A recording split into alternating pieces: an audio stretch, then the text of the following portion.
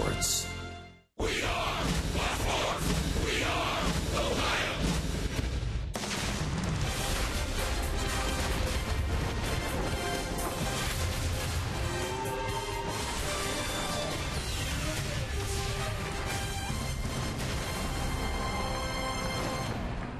It is just a beautiful night for baseball in the nation's capital. We welcome you to the District of Columbia, Nationals Park. Game 2 of this 3-game series between the Cincinnati Reds and the National League Eastern Division leading Washington Nationals. And welcome to the booth on a bow tie Tuesday alongside Chris Welsh and Jim Day. I'm Tom Brenneman. Delighted to have you with us. And Chris, with this kind of pitching matchup, perhaps we should be donning tuxedos because it is front and center game on tonight. Well, maybe the two most dominating right-handers in the game right now, at least in the National League. When you're talking about Max Scherzer and Johnny Cueto, you're talking about top of the rotation guys who are top of their game. Johnny Cueto, though, you've got to wonder really what's going on in his mind. He's got to be wondering, how long is he going to be pitching as a Red? I mean, the last time out against the Twins, he was lights out. He gave up 1 run in 8 innings. He turned it over to Aroldis Chapman from there. But you really got to wonder what he's wondering right now when he does take the mound. Max Scherzer, on the other hand, this guy, well, lately he completes what he starts. And I'm talking about complete games as a no-hitter against the Pittsburgh Pirates. A devastating fastball that can run up there to 97, 98 miles an hour. A slider that no right-hander ever wants to deal with. This is one top pitching matchup tonight. Not only are these guys blessed with unbelievable talent, the makeup is extraordinary. This has a chance, and you hope it plays out this way. Sometimes it doesn't. But this has a chance to be a great game tonight. It's coming up right around the corner. Reds are 4-0 against this Nationals team this season. Can they make it 5? We'll find out when we return. You're watching Reds Baseball on Fox Sports Ohio.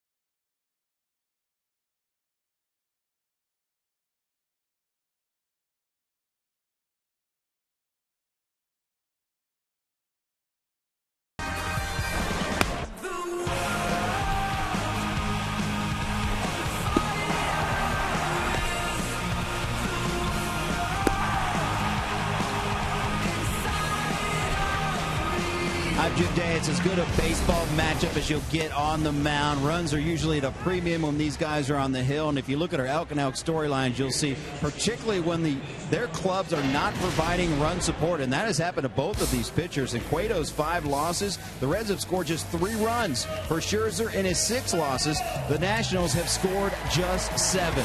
Many times in a matchup like this, we've seen the first team that scores often wins. Could be the race to 1. It'll be good, however it shakes out, Tom Brenneman. Well, we are very, very, very excited about this one here tonight.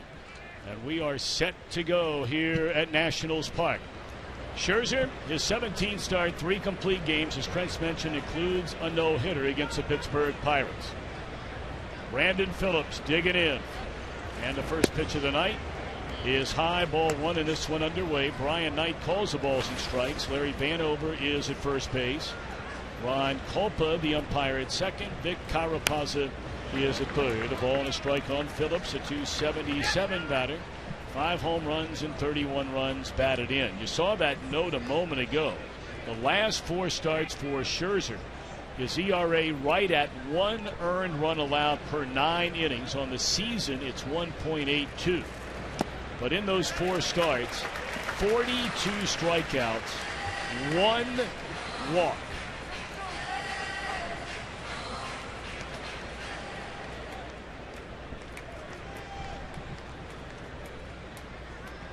One-two on Brandon. And there's that breaking ball down and away from the right-handed batters. We'll see that, Chris, a lot tonight. Well, you know, you're right. I mean, that's his number 1 pitch, other than the fastball to right-handers. He becomes a 2-pitch pitcher. Scherzer's not a guy that messes around with a lot of different pitches and experiments with different things like Johnny Cueto does. Fastball, slider to righties, and there's the slider. Crowd wanted the call, did not get it. Full count.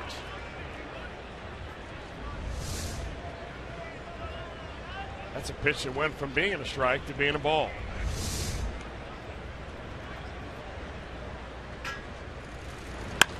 And that one hooked into left field, a base hit by Brandon Phillips. So Brandon aboard to begin the Reds' first inning. And that one gets by the first baseman, and Phillips will easily advance on to second base. Boy, you know, that is we have seen some very odd defensive plays already in this series. We're only the first inning of the second game. Den Decker comes up and throws what looks like an easy play right in there, and Dan Uggla has that ball go through his legs, and their first baseman who's backing up is nowhere to be seen backing up. So just like that, the Reds catch a break, and maybe they'll be able to turn that into a first inning run, something that is very rare when Max Scherzer's on the mound. Well, we don't know who will be charged with the error. It looked like it should have been the second baseman, Uggla. The throw was right on the bag and went right between his legs. Votto, first pitch swinging, trying to knock in the run, or at the minimum advance the runner. We look at the Reds lineup presented by Meyer. Votto to be followed by Frazier, Bruce, Pena, Suarez. Suarez had a big night last night. 3 hits, 2 batted in. Schumacher in left field. Cueto on the mound. Billy Hamilton is in center batting 9th.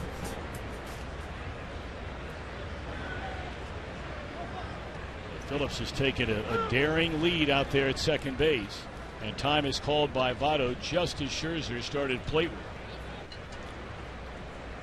Scherzer, from the heartland of America, grew up in Missouri, pitched collegiately at the University of Missouri. Originally a first-round draft choice of the Arizona Diamondbacks in 06, traded in 09 to Detroit. And then came aboard as a free agent with these Nationals, and this ball is scalded into right center field. And it's off the wall. 2 batters, 2 hits, 1-0 Cincinnati. Votto had 2 hits in the game last night. He went into the game with just 5 hits in his last 45 at-bats. Well, this ball is absolutely smoked, and Joey Votto looking for a fastball, gets one out over the plate right there. That was a pretty good job by Votto and Phillips. Not only 2 base hits and a run in time, but both of those balls that have been hit by the first 2 in the order absolutely right on the button. First extra base hit for Votto in his last 19 games. That is hard to believe, but a good time to get it, to give Cueto an early lead, and of course the Reds are thinking about a lot more than just one single run here in this first inning now.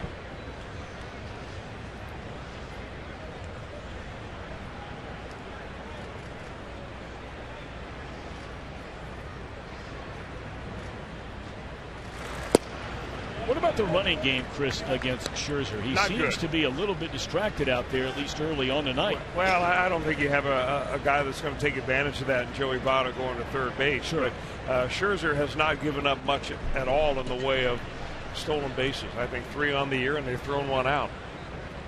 He's right in Johnny Cueto territory. Well, of course, the challenge is just getting on against these guys. You're right. I mean, when opponents are batting 181 against Scherzer on the year, they're batting 199 against Cueto on the year, and neither one of these guys walks anybody.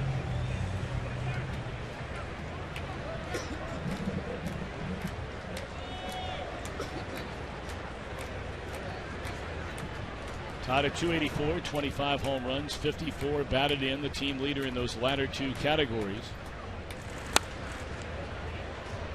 It'll remain a ball and 2 strikes.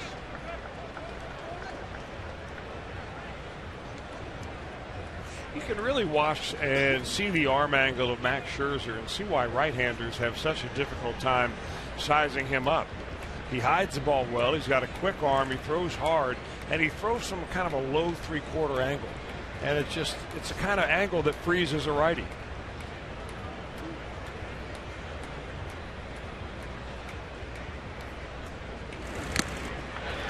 Challenged him with a fastball up in the strike zone. Foul tipped into the mid of Ramos, and that's a strikeout for Scherzer.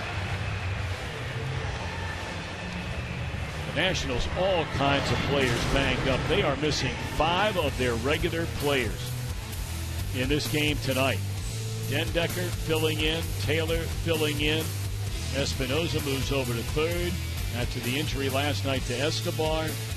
Ugla starts at second. Robinson in for Zimmerman at first. And Matt Williams trying to patch this thing together for a while. They had 2 players leave the game last night in Span with back spasms. He's had those for better than a month. And then Yunel Escobar felt some tightness in his hamstring, legging out an infield hit in the 3rd inning.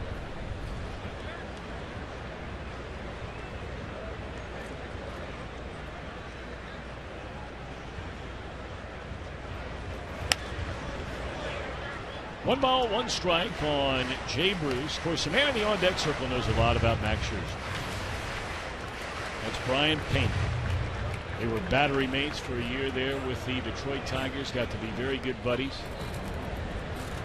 Here in a second, we're gonna hear from Brian Pena, anticipating this matchup tonight against Scherzer.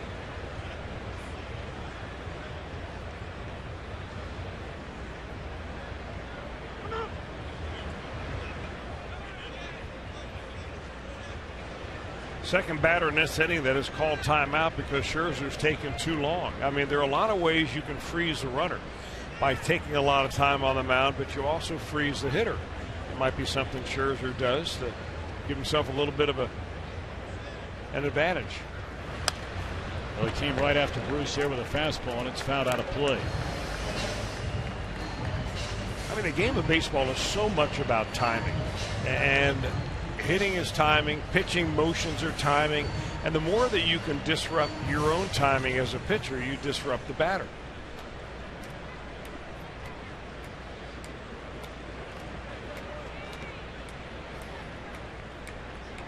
One ball, 2 strikes on Jay Bruce. Votto at second. The Reds a 1-0 lead here in the opening inning. And we'll do it again at 1 ball and 2 strikes.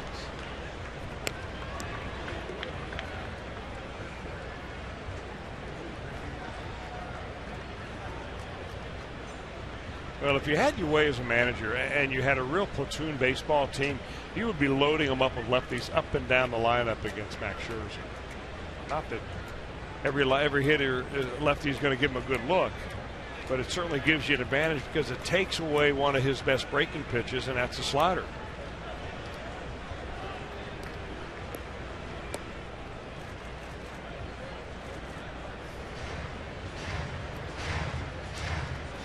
Well, you have a meeting on a mound in the first inning like this because when you face Johnny Cueto and the Reds get 1 more run, that might be all that Cueto needs.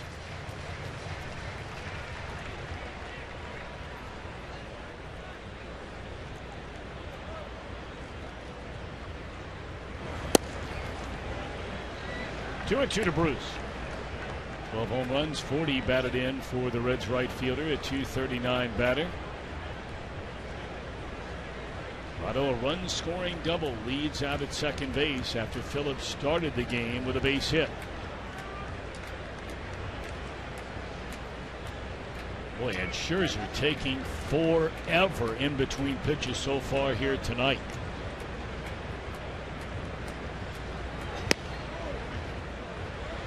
That certainly would be a very big difference between these two pitchers out on the hill. And Johnny Cueto, it is get it and go. And now another meeting out on the mound as Ramos comes out before this 3-2 pitch.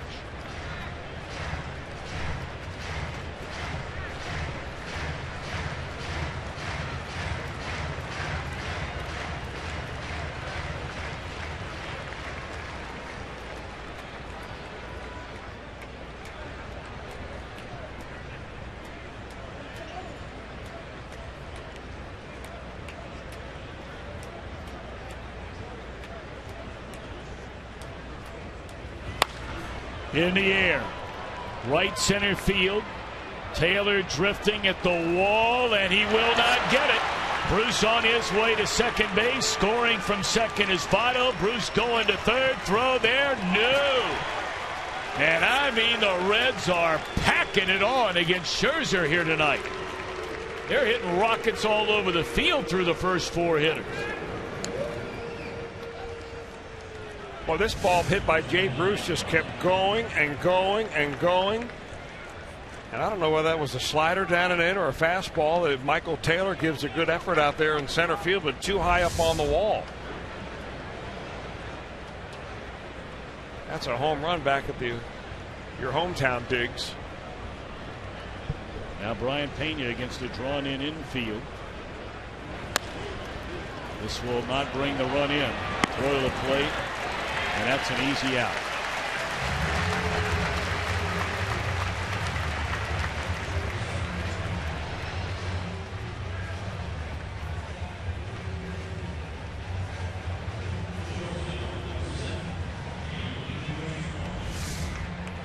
Well, the ground ball, obviously the contact play is on right at the first baseman, but the end of this play, quite frankly, I don't understand. And I know major leaguers rarely, if ever, mess up a rundown play, but we just saw a ball go through the legs of the second baseman tonight on a little two-hopper. We saw the first baseman on the Washington Nationals not cover the bag last night on a ground ball. I mean, this is obviously a defensively challenged team. I would make them throw the ball as much as I possibly could, because they just might throw it over somebody's head. It's just too gentlemanly when you walk in and let them tag you. And not only that, you weren't even running hard to begin with.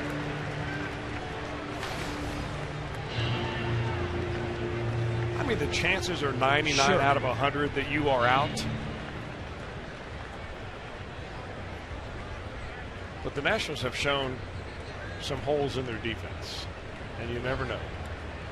And you know, the other part of that too is if you can find a way to stay in a rundown long enough, maybe you allow Pena, to get into scoring position for the next batter, Eugenio Suarez, who had 3 hits in a game last night and knocked in 2, including a tie-breaking solo home run down the left field line in the 8th inning.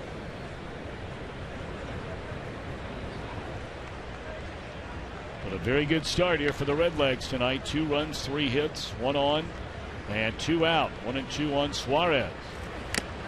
And that's all for the Reds. But that's a nice way to get it started. Scherzer's only given up 1 run per 9 innings. Here comes Johnny when we return.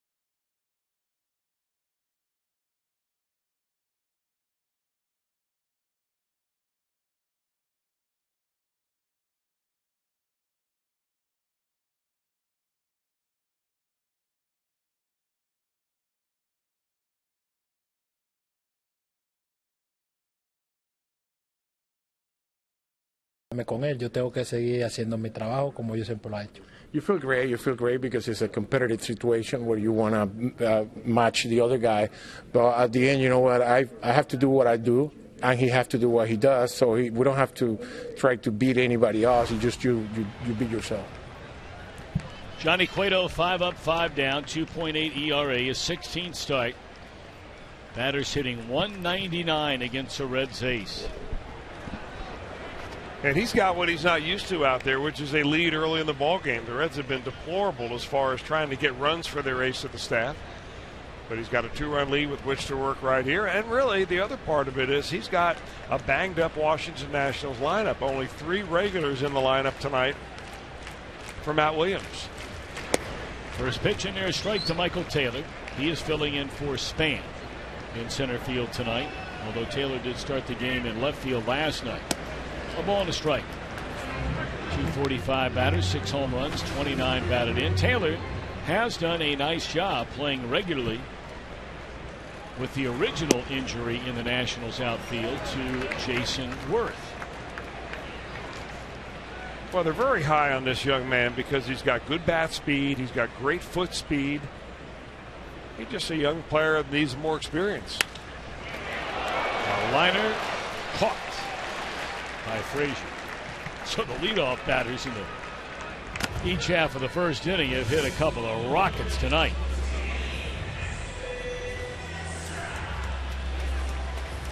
That's why you get ready on every pitch. And a lot of everyday players will tell you the most difficult thing about the stamina of playing baseball is getting yourself ready on the balls of your feet on every pitch that's thrown. Whether you've got a 1-run lead or it's a 8-run lead, you're doing the same thing because you don't want to let a ball like that get by you. And the Reds are in a stretch where they are playing 29 games in 30 days. Bigger picture than that, they're playing 39 games in 41 days leading up to the All-Star break. It's a lot of baseball, a lot of pitches, a lot of innings. Swing and a miss, 1-1 to Danny Espinosa. He had a good night here last night. 2 hits, 4 at-bats, a double, and a home run.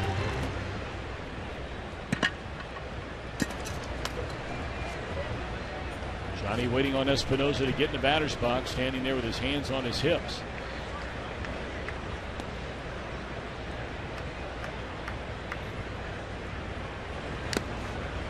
One and 2. And there's the quick pitch. The one thing that the Nationals haven't seen much of is Johnny Cueto. And of course, the new twist that Johnny Cueto brings this year is the different amounts of time he takes in his full windup.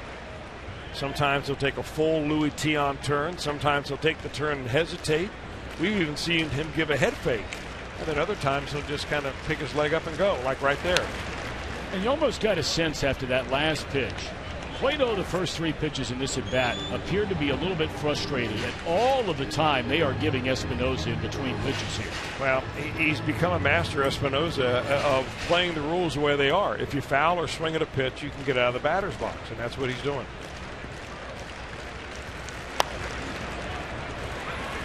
That's a nice patient play, and then I don't know what happened.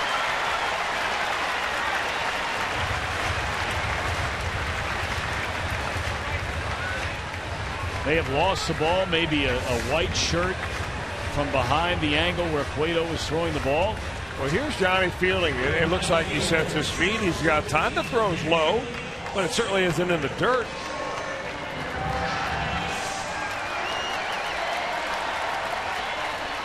That just hit the back of the glove. Wow.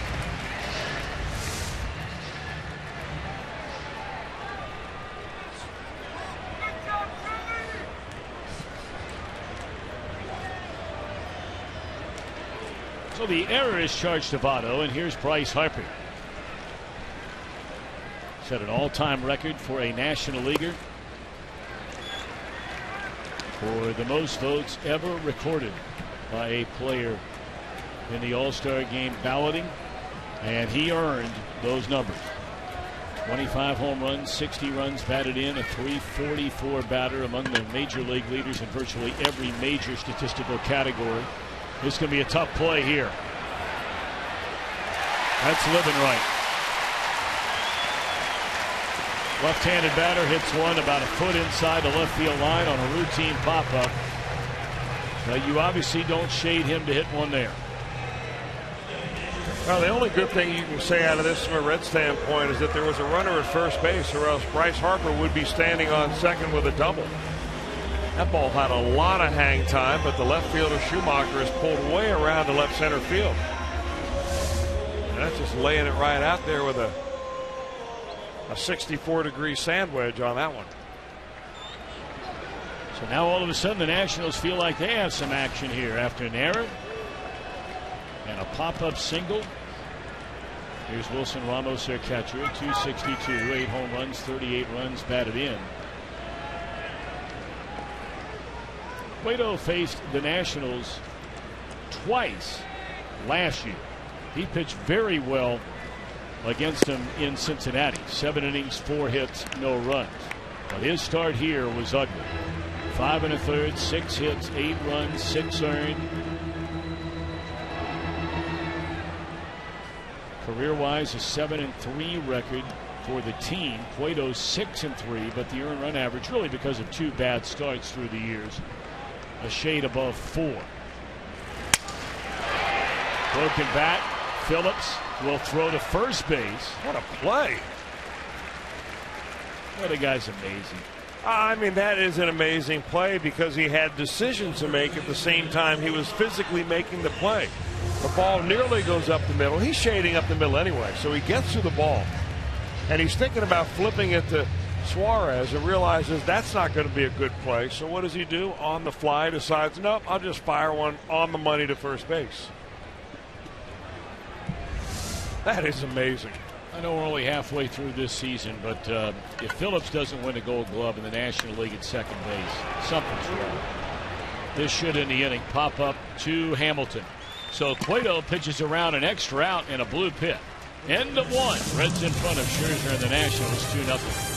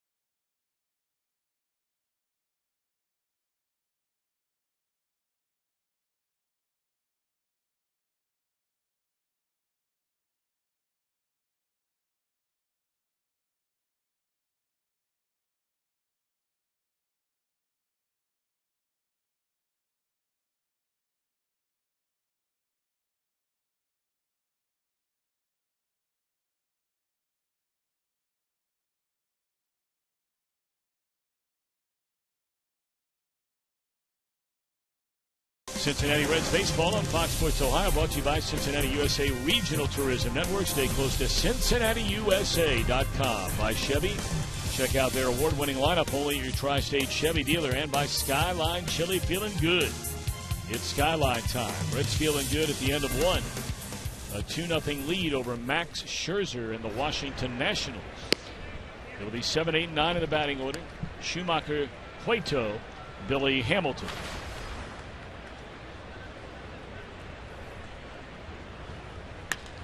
Swung on and fouled off out of play, third base side. Schumacher has done almost all of his damage.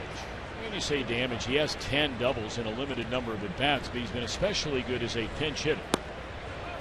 When given a chance to start games, which is quite infrequent, not nearly as productive, but good numbers in 6 at-bats against this Nationals right-hander.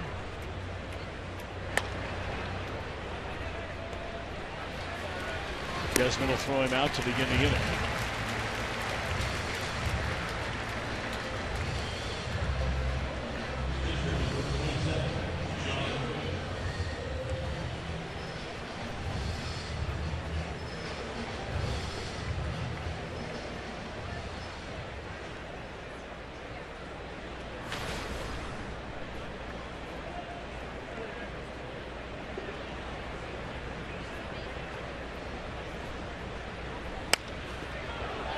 Cueto shoots one up the first base line, just foul.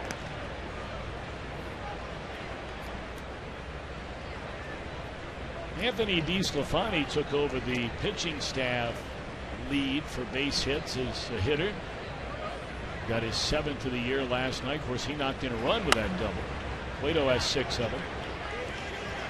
Popped up, and once more it'll be the shortstop to handle it. 2 away. Saturday after the All-Star break, that's July the 18th, you can see the Redlegs take on the Cleveland Indians for as low as $12.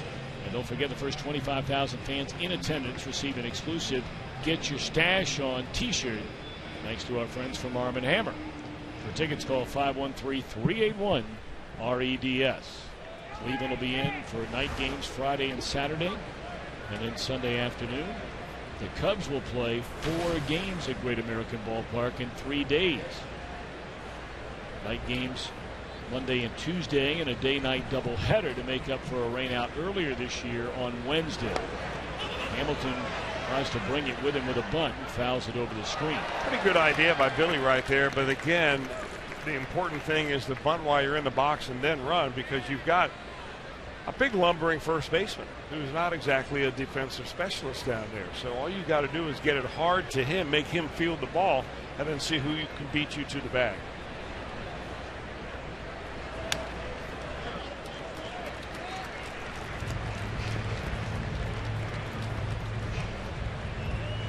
Nothing in 2 on Billy Hamilton.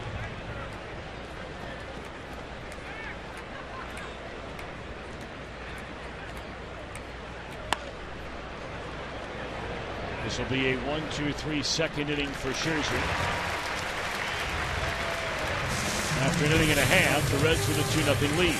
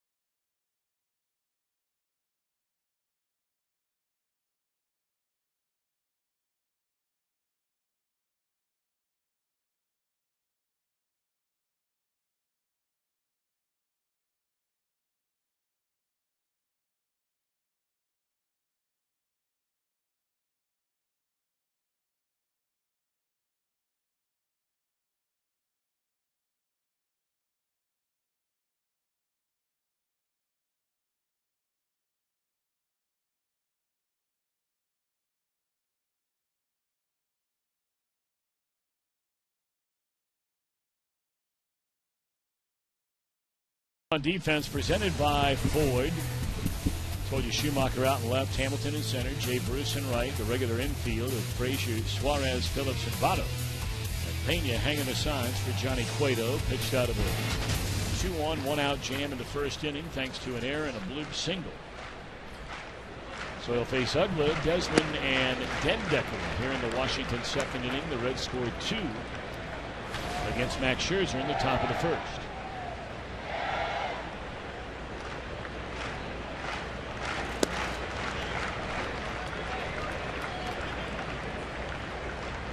Early on, but Johnny just missing a few with that breaking ball.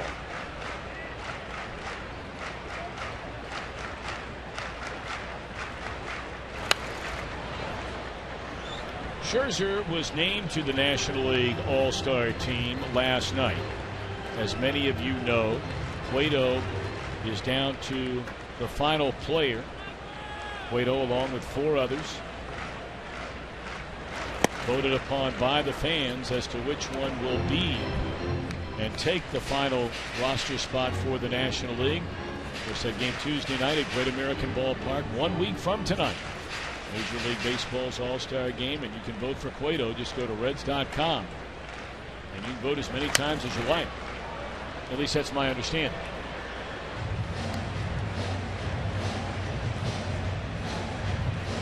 Even Johnny, during that interview we had when the bottom of the first inning got underway, a clip of that interview, was wearing the Vote Cueto t-shirt. Slow roller behind the bag. Phillips throws out Uggla, 1 away. I assume it was Vote Cueto. We couldn't see the bottom of it. Maybe it was Vote Reds, or maybe even Vote Frazier. That's the kind of guy Cueto is. He doesn't walk around tooting his own horn very often, but he certainly would for a teammate. He's that kind of a teammate. You're right. And you really wonder, Tom, had the Reds scored more runs for him earlier in the year and take advantage of some of those great games that he had pitched early on, if he wouldn't have been a shoo-in for the All-Star game just based on wins, and he would have gotten a lot more national pub and all that.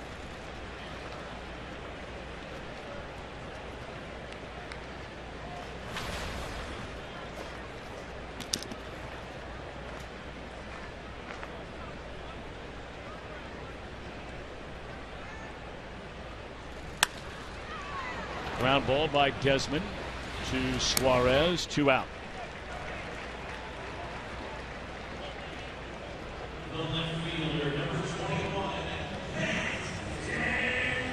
There are scouts everywhere watching this game tonight. And those are only the ones here at the ballpark.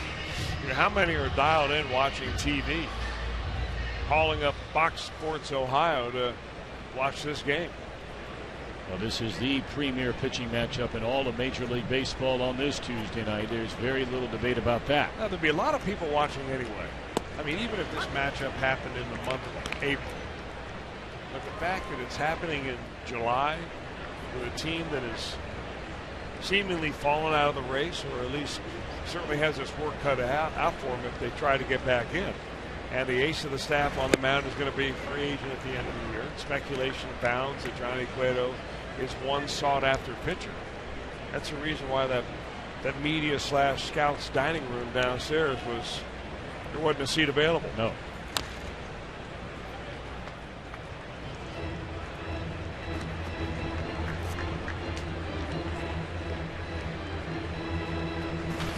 It's funny, a lot of these scouts, you know, they want to keep it close to the vest. Sure. Why they're here. It is funny. But at the same time, they're prying you for information. And 99% of them are such great guys, and you get to know them through the years yeah. and the different teams. And from time to time, they'll switch teams, but they're just really good, decent guys.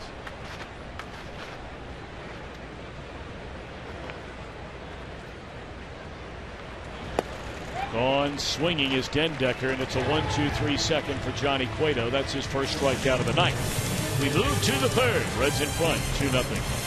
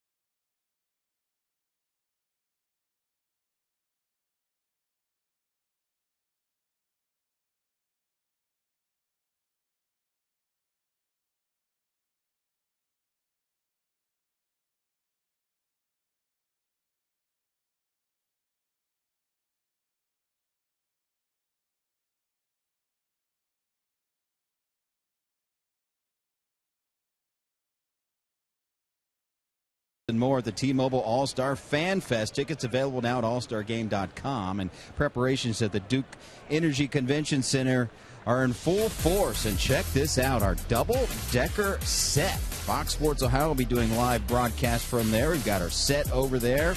On top, we'll be broadcasting. Below it, we'll have a little meet and greet area where you can come and get autographs of guys like the legendary Chris Welsh and the legendary Tom Brenneman. Oh, yeah.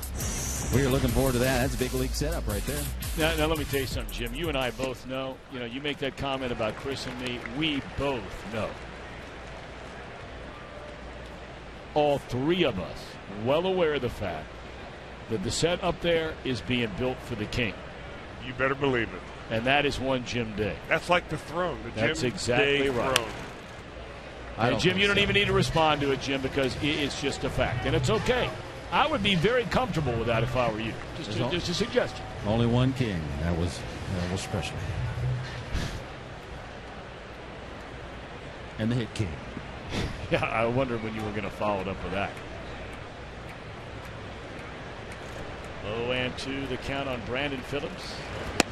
Fastball up and away. Brandon led off the game with a line drive base hit into left field, and then when the throw came in from the left fielder Dendecker to second base, the throw went right under the glove and through the legs of Dan Uggla. It allowed Phillips to get to second, and he scored on a double by Votto. He's ran out strikes this time, and that's 3 of them for sure.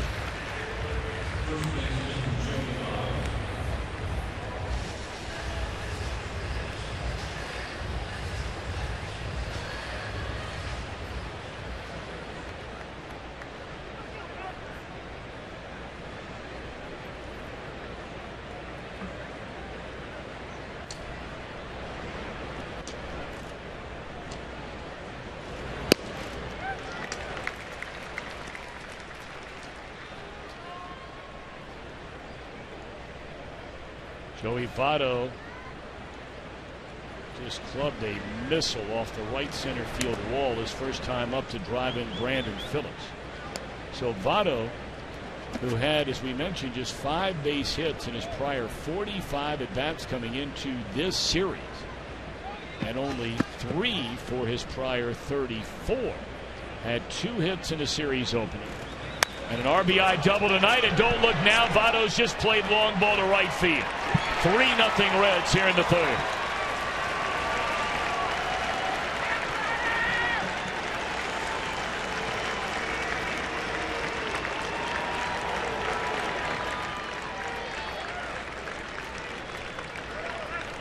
You brought up earlier, Chris, the count to hit Max Scherzer so far this year was 1 ball and 1 strike. That was the count on this swing. Well, you're right, and it was a fastball at 94 on the inner third. But that side-winding delivery, a little bit lower than 3/4, gives a left-hander a little bit extra look. It's the 3rd home run that Scherzer has allowed this year on a 1-1 count. He's only given up, I think, 8 home runs on the season,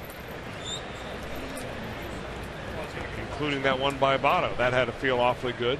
You know, the other part of it is, Tom, Votto, a former MVP, a multi-all-star player, you know he wants to ratchet his game up a little bit when he faces a guy like Max Scherzer. I mean, he comes ready tonight.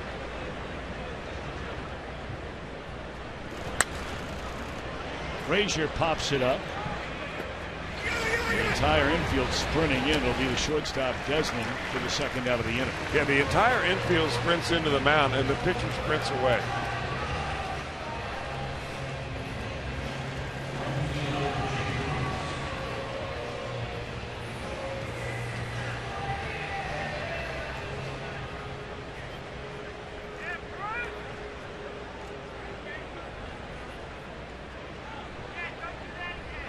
The Reds have already hit for the cycle in this game tonight against Max Scherzer.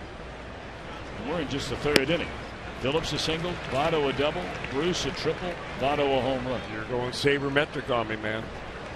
Well, Paul is. I mean, you know, he taught algebra for 1,000 years here in the area.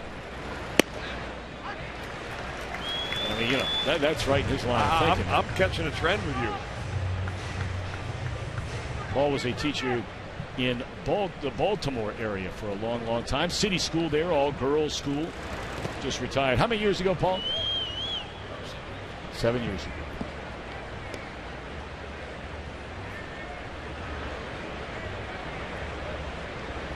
He might be able to help you. He could help me with a lot. He could help me with a lot. I don't know about Ella, but he could help Dad a lot. We might want to start with just pluses and minuses. Here's a pop-up into foul ground, and that will end the inning. So Votto goes 19 games without an extra base hit. And now he's so hot, he's got to stand next to that fan in the dugout.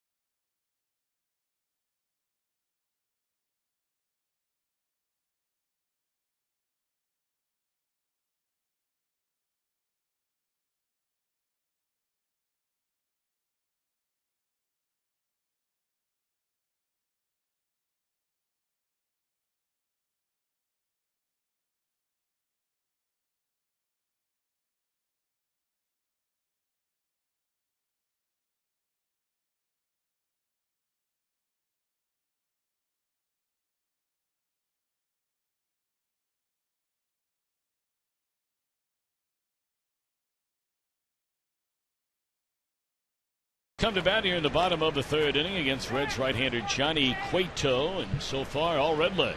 A 3-0 lead, 3 runs, 4 hits. The only Nationals hit was a pop-up by the left-handed batting Bryce Harper down the left field line. Scherzer to lead things off, looks at a strike. Cueto allowed 2 base runners, one on an error, the other on that pop-up single by Harper in the first. Had a perfect second. And here we go in the third. 0-2. Scherzer ruffled a few feathers earlier this year when he made comments about how silly it was at pitcher's bat and how the National League should go to the designated hitter rule. And boy, Madison Bumgarner did not take those comments well at all. Had a few things to say about it. And then apparently Scherzer went to Bumgarner and they got it all, I guess, sort of straightened out. There's strike 3 called, and it's funny because Scherzer has 9 hits so far this year as a batter. He's been okay.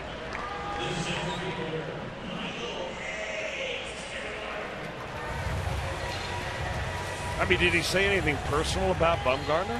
No. No, what's the problem? I think Bumgarner was just, maybe a little pride in the National League, and Bumgarner was very implicit about how much better the game is in the National League than it is in the American League. And I'm not going to say it started a war of words. It never got to that kind of level, but it certainly was some maybe a little pride factor. But isn't it okay to disagree without having to apologize? I don't know if apologize if that's what he did or not, but they talked about it. Let's put it that way.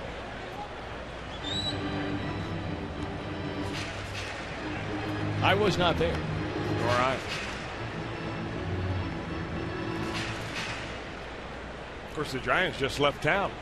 And the Nationals swept them out of town. They did indeed. On swinging Taylor, back-to-back strikeouts for Cueto. In fact, 3 in a row. You carry over the final out, Dendecker in the second.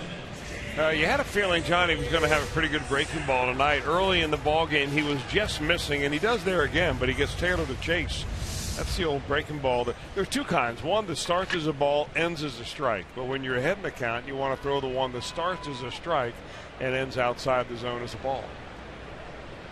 Much was made of Cueto's last start. That was a game that was not on television last Wednesday against the Minnesota Twins when he went 8 innings, allowed 1 run. When he came out of the game, the crowd that day, and it was a really good afternoon crowd of about 29,000, a standing ovation. And for all that were there that day, many were in agreement that it felt like, Reds fans were saying maybe goodbye to Cueto. We'll talk more about that when we return.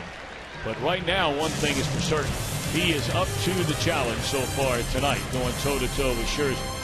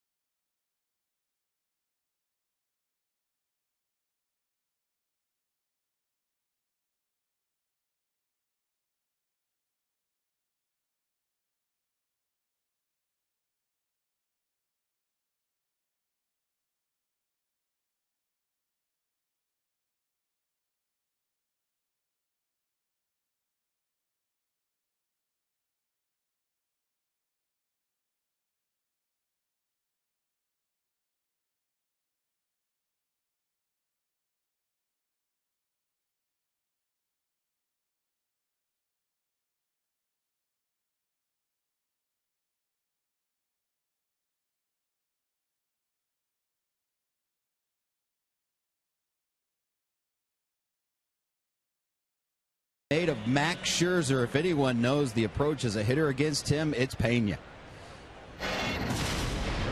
He is who he is because he doesn't make that many mistakes. But at the same time, I just have to go out there and looking for that mistake and trying to take advantage. We'll be talking about this moment for a long time, ever since we were, with the Tigers. So the moment's finally is here, so we'll see what happens. Two are still very good friends, and some friendly banters you heard him say about when the moment comes of facing each other. This is the second at-bat for Pena against Scherzer. And he said, hey, Cueto's my guy. He likened it to having an old girlfriend versus a new girlfriend. I respect my old girlfriend, but Max has to realize I have a new girlfriend now, and that's Johnny Cueto. He's my man. And this time Pena hits a line drive right at the first baseman.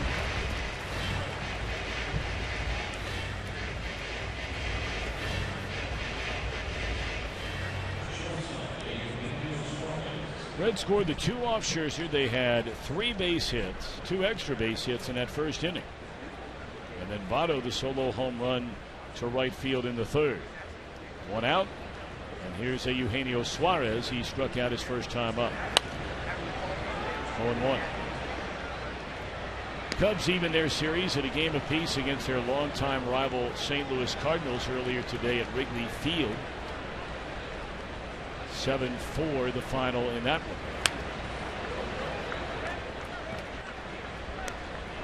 It was after St. Louis shut out Chicago last night to start the series 6-0.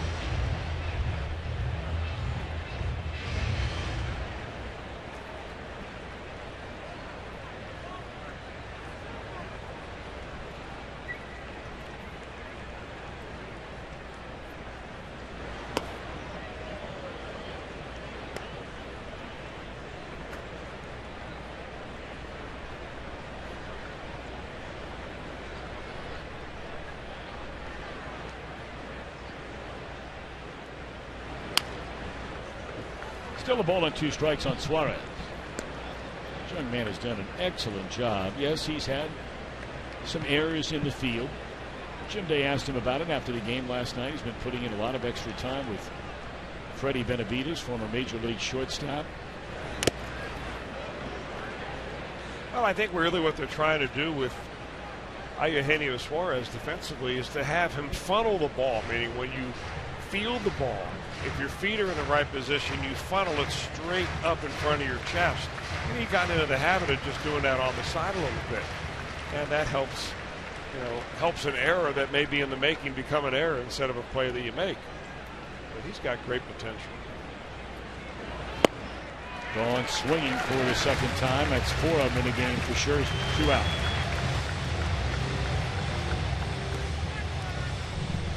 It's now time for you to tweet your strongest fan photo. Use hashtag #OhioDataStrongFan.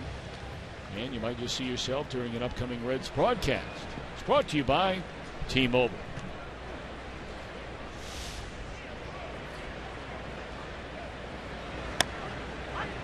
And there a strike to Skip Schumacher.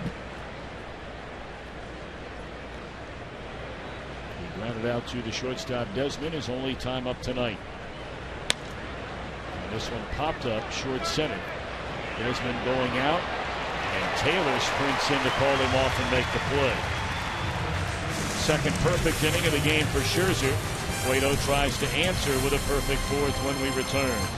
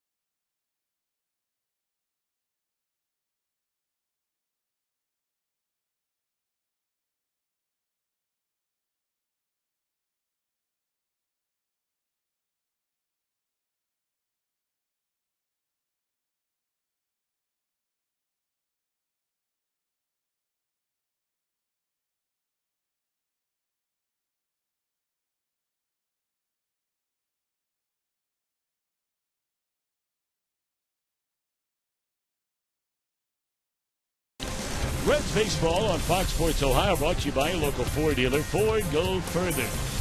By Meyer, find more for a healthier you at Meyer. And by Cincinnati Children's, ranking 3rd in the country on the U.S. News and World Report's best children's hospitals in America. Welcome those of you watching tonight over at Cincinnati Children's Hospital. Hoping you've had a good day today and an even better one tomorrow.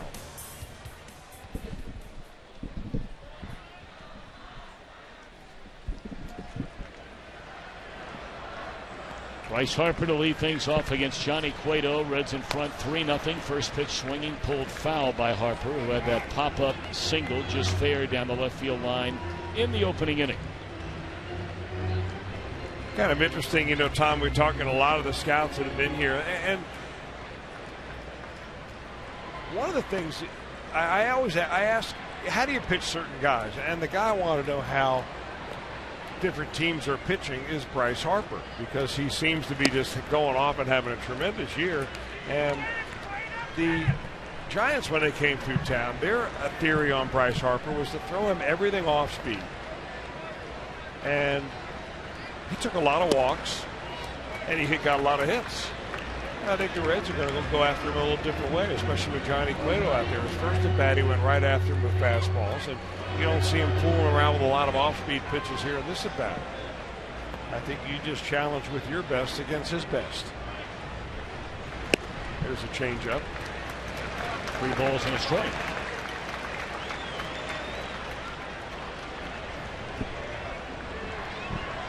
I guess it's the same way you got to eventually go after Joey Votto or Todd Frazier or Brandon Phillips, any of those hitters.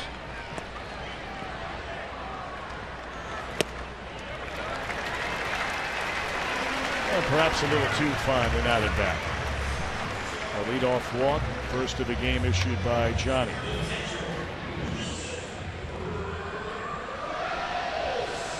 Oh, when you got a 3-run lead, and you can be a little bit less fine. You can say, all right, you know, Bryce Harper, here it is, hit it as far as you want, and I still have a 2-run lead. The chances are he's not going to hit one out. Cueto doesn't give up all that many of those. But he's also awfully good at getting the ball on the ground when he needs to.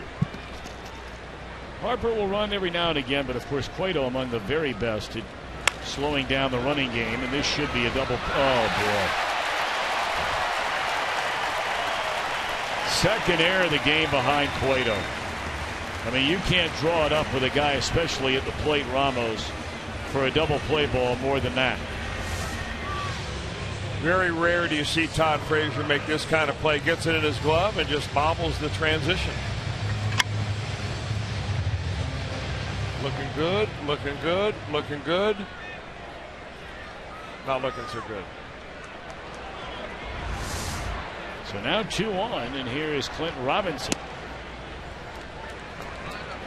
This is in. Robinson popped up, stranding 2 in the first inning. Cueto retired 8 in a row before the walk to start this inning against Harper. That's off his glove. Brandon will throw there, and they throw down. They have the runner and a run down. The Reds never got the out, and they do get the out now. That was a very odd play. Brandon realized that he played it perfectly. He knew he had run him far enough back that they would get him in a subsequent rundown after he took the sure out at first base, and that's precisely what they did. I'm wondering if Brandon may have thought that he had run him out of the baseline. And you could have easily called Ramos. You know, the problem with that play for Brandon is that you have to make an attempt at a tag right here. You just can't go after him and be in the vicinity and that runner go around you, because that's not going out of the baseline. You have to go after him with a tag, and that's when the runner establishes his own baseline. And that's one of the more misunderstood rules of baseball about what a real baseline is. And the runner determines the baseline. It's not a straight line drawn from first to second base. You can start from shallow right field and have a baseline and not be out of the baseline until somebody tries to put a tag on you. You have been really boning up on your baseball rules, I've noticed a lot here of late. I'm out of good fiction, so I decided to read the rule book. I'm working on it, actually. You're working on a website, right? I am working on a rules website that contains a lot of video and myth rules, easy rules. We're going to have some tests and quizzes, and it's a ways from being finished up, but it's on its way. Looking forward to that. There's a fly ball on the right, and this will end the inning. So Cueto pitches around, a walk and an error. Gets a double play and a pop up. We go to the 5th. Reds in front, 3-0.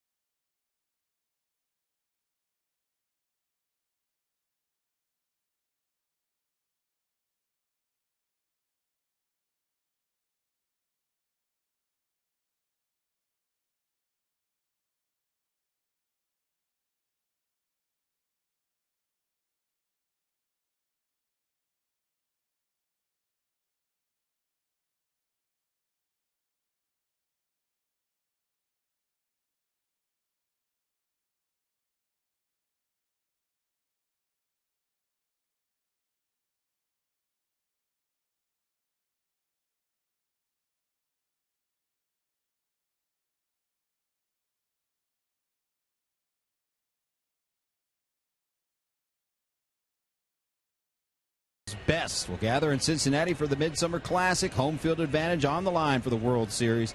Coverage of the 2015 MLB All-Star Game next Tuesday night, 7 Eastern on Fox, and streaming live on Fox Sports Go.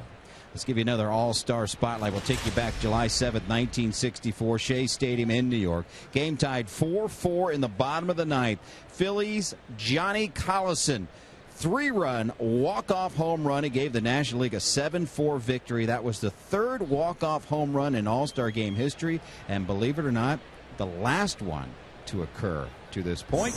That year, Leo Cardenas, one of the great guys in the game, was the Reds representative. And catcher Johnny Edwards was also a National League All-Star in 1964.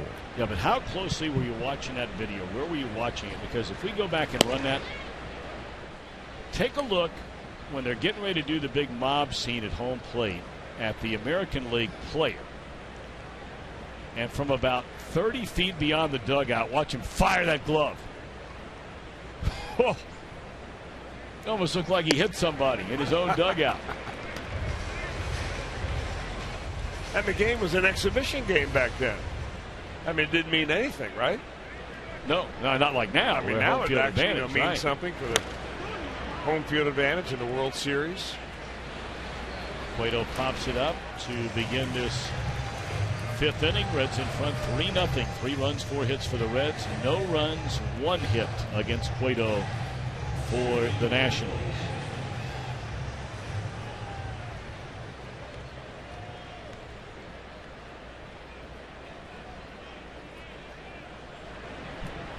Billy Hamilton popped up to the left fielder Dendecker, his only time up.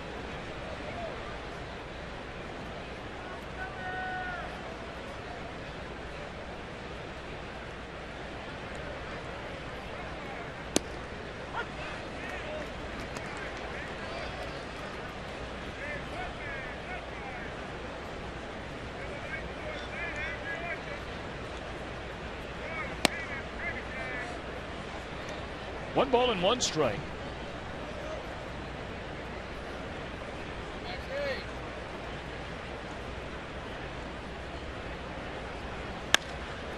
Billy hits this ball hard into right center field. Look out here, boys and girls. And Hamilton off to the races. He will stop at second. That took a nice ricochet off the wall to Bryce Harper, and he knew who hit it and who was running, and he fired in immediately. And I think Billy Hamilton also knew who's got the arm out there too.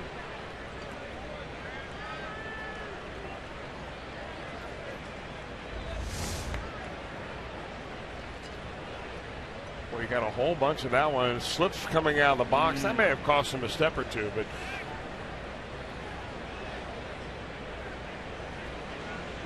you know, he might be more. I mean, it sounds funny, but could he be more valuable at second base than at third base? Because he's going to score on a base hit that goes to the outfield anyway. But now you've got to have a second baseman playing out of position to hold you on, which opens up a spot in the infield that you wouldn't normally have. And you certainly create a lot of problems for the pitcher just from an awareness standpoint. At third, they don't even give you a second look most of the time. Well, you just have to see how close that second baseman's playing to the second base bag. So you've got a lot of room on the right side of the infield.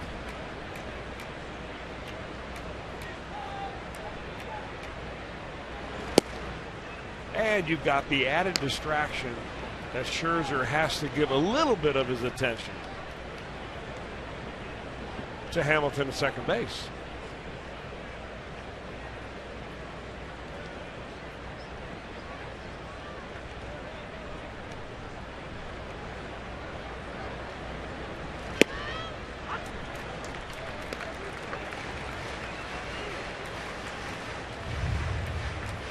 Brandon had a base hit, single into left field, scored on the Votto double in the first, and then Scherzer struck him out swinging in the third. Reds trying to add to a 3-0 lead with Hamilton at second and 1 out here in the 5th.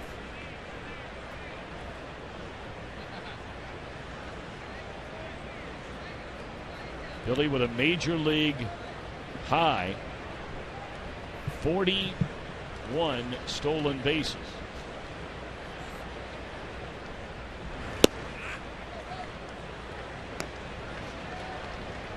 is one stolen base away from tying Eric Davis for the most steals prior to the All-Star break in Reds franchise history. Davis stole 42 in 1986 before the break. Big lead. He looks like he might be going here. Scherzer holding the ball for a long time, and there goes Hamilton. Swing and a miss, and Hamilton safe with his 42nd stolen base. Ball gets away from Ramos, and Philly comes about a third of the way down the line and slams on the brakes. Hey.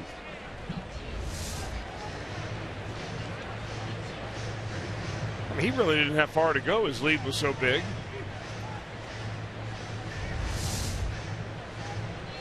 So that's the number we were talking about. He's just tied Eric Davis for the most stolen bases prior to the All-Star break in Reds franchise history. And of course, he has 5 more games after tonight to better that.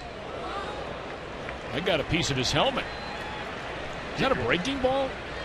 Yeah, 85 miles per hour. It just stayed up and in and really never took the break.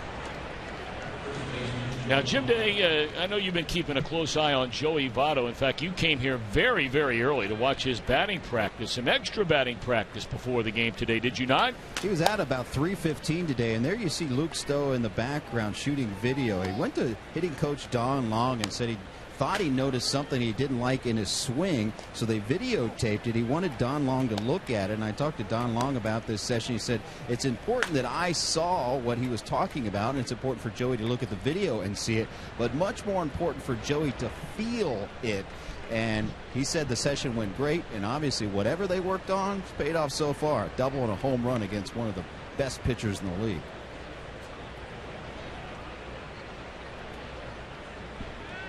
So Votto a perfect 2 for 2. His first 2 extra base hits in 3 weeks have come in consecutive at bats tonight against Scherzer. And here's another base hit that'll drive in another run. First to third goes Brandon Phillips, and boy, Votto has brought his A game tonight. Well, you're not kidding about that. And it really doesn't matter what type of pitch Scherzer is throwing Votto. That was an off-speed pitch, looked like a changeup. And it just hung right there. It's almost like Joey Votto is willing Scherzer to throw the ball in the middle of the zone, because he's gotten 3 of them and he's smashed 3 of them. And these Nationals fans have to be in a complete state of shock as to what's going on here. The Reds have scored as many runs through 4 1/3 innings tonight as Scherzer has allowed in his last 4 starts combined. The 1-hit shutout against Milwaukee 4 starts ago. The no-hitter against the Pirates to start thereafter. And in his last 2 starts, 8 innings, 2 runs, 8 1/3, 2 runs. He has allowed 4 runs in 2 starts. They came consecutively prior to the recent run. A season-high 5 runs against the Marlins on May the 6th.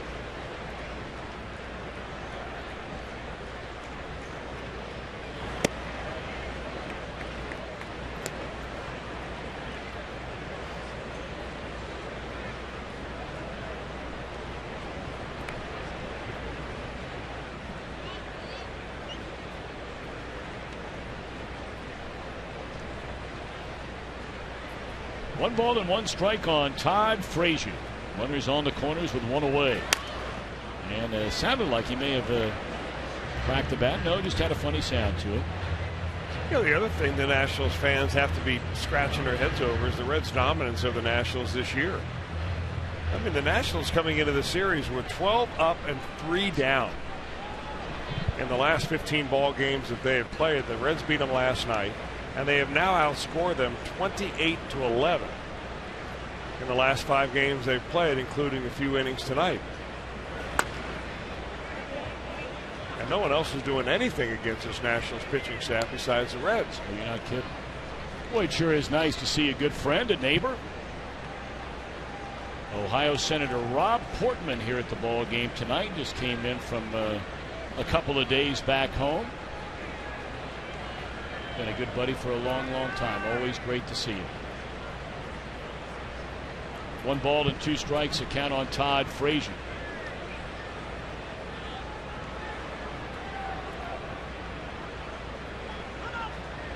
Time call. It is nice to see Senator Portman. I've not seen him since the opening day parade, Finley Market Parade. Yes. He was out there. We had a car waiting for you too, Tom. And I know. Senator Portman showed up. I know. Jane was there that day too, right? Yeah. There's always next year. That's right. Jane is awesome too. I mean, she's awesome. Sure, she's holding down the fort back on the home front. There's a high fly ball that'll bring in another run. Tagging is Phillips from third, and the Reds lead Max Scherzer 5-0 here in the 5th inning. 2 in the first, 1 in the third, 2 more in the 5th.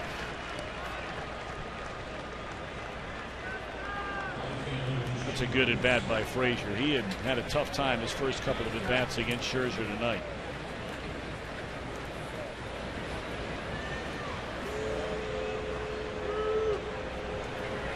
All right, so 2 away in the inning, and here's Jay Bruce.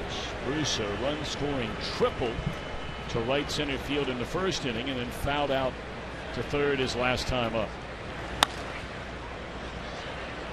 Strike 1. Well, you might suggest that maybe Scherzer, everybody's going to have an off night, and he may be having an off night. Maybe fatigue is beginning to set in. I mean, after all, he's thrown complete games. He's had a 9-inning one-hitter, a 9-inning no-hitter out of his last 4 games, 8 innings, 8 1/3, but he's never exceeded 120 pitches in any of those games. But it's hot, it's humid, and all the hoopla that goes along with pitching a no-hitter. I mean, all of a sudden the eyes of the baseball world are on you.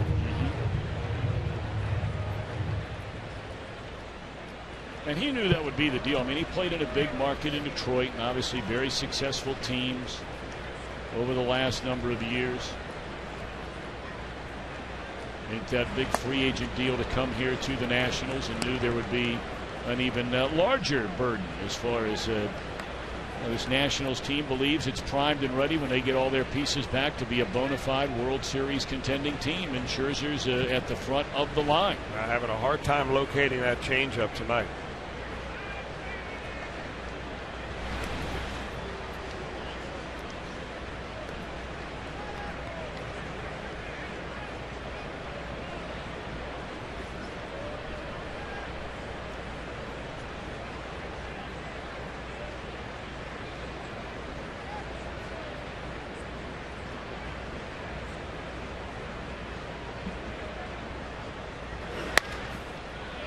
Pulled into right field, a base hit. Bruce his first hit. Frazier on to second base.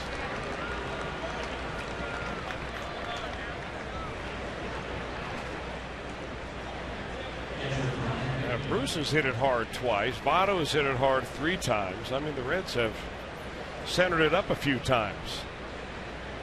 And Matt Williams is coming to the mound, and they have had some bullpen activity going we didn't even notice. And that's going to be all for Scherzer. How about that? Well, you can certainly understand that. I mean, what you just said, especially all the innings and pitches he's been piling up here over this remarkable run, and you're down 5-0. He's going to get his guy out of there. That's a good move by Williams. Real good move. So 4 2/3, and that's all for Scherzer. This will be our Skyline Chili Paul to the bullpen. They'll bring on Taylor Jordan.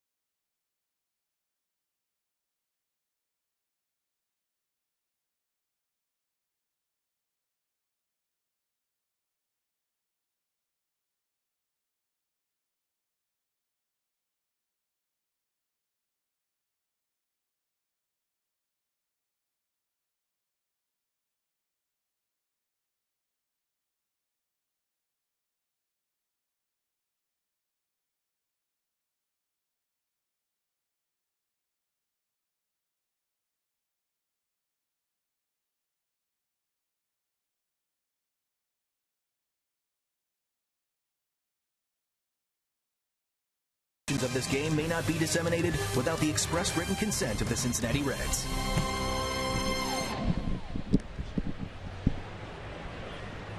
Well, the Nationals will go to their bullpen. They bring on Taylor Jordan, replacing Scherzer, who allows 7 hits, 5 runs, all of them earned runs in his 4 2/3 innings tonight. Scherzer hit a batter, did not walk a batter, fanned 4. Well, sooner or later, Scherzer was due for a night like tonight, and the Reds certainly are happy to take advantage of it.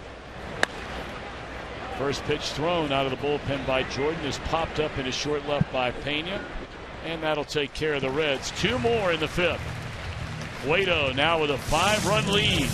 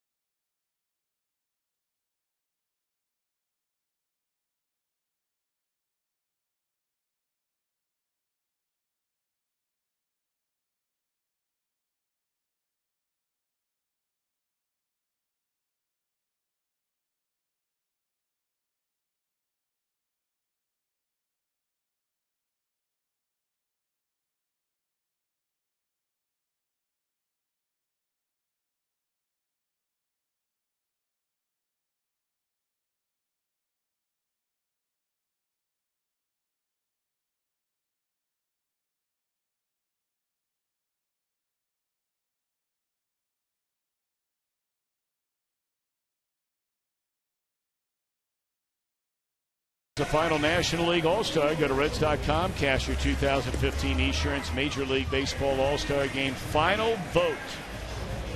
Senator Portman was just holding up a sign, vote Cueto, with us, Chris, here a moment ago.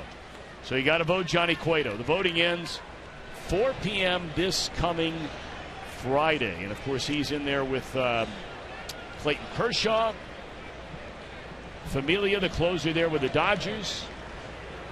Troy Tulowitzki of the Colorado Rockies, and also, who am I forgetting? Carlos Martinez of the St. Louis Cardinals.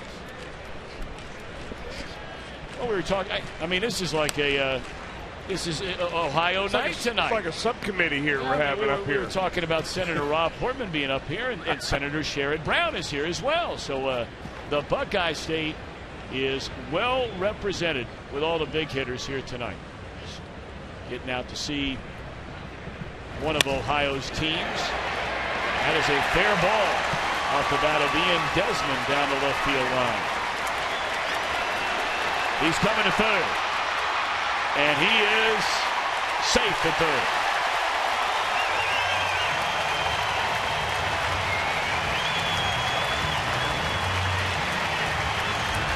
Desmond, the whole play happened in front of him, and when he came around second base, he seen that ball hugged the wall. I mean, went right down into the corner and never did bounce out for Skip Schumacher.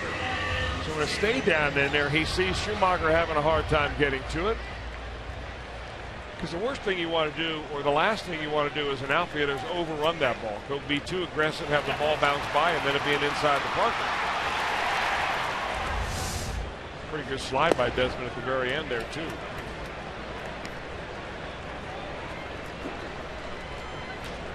The Nationals trying to get on the board, trailing 5-0. We still have a long ways to go in this one. We're only in the bottom of the 5th inning.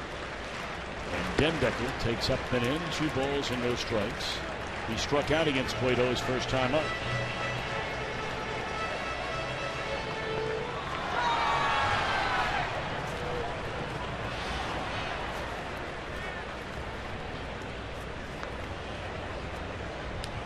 Reds obviously conceding the run in the infield unless perhaps the ball were to be hit right at Frazier and the runner broke to the plate.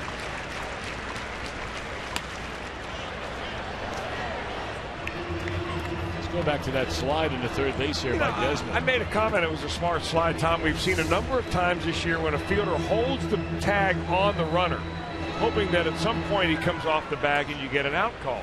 Well, one way a runner can fight that is to come up on a pop-up slide and slide right into the fielder and knock him on his behind. That's exactly what happened with Frazier right there. And I think that there are a lot of teams taking a look at that rule, that tag rule, now that can be reviewed with a manager's review request and get an out where there was never an out given before. And that's why, hey, one way you can do it, I'm going to come up, my pop-up slide is going to come right on you, and if you're going to be too close, I may just knock you over. Clean, hard play. All right, 2-2 down.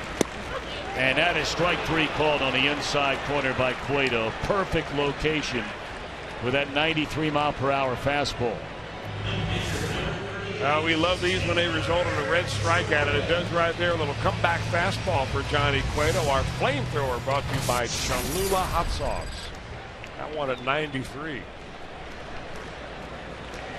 Well, now you have a pinch hit. No, they're going to let Taylor Jordan back down 5-0 here in the fifth. And you almost can fully understand this move by Williams with the predicament he's in regard to his roster. Because Escobar is out, injured. Span is out, injured. And that only leaves them, unless I'm overlooking something, that leaves them with a backup catcher and only two other position players available on their bench.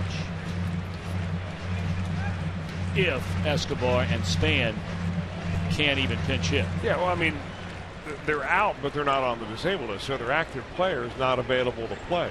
So really, Matt Williams' best hope tonight was that Scherzer would go out and deal a typical gem and outduel Cueto.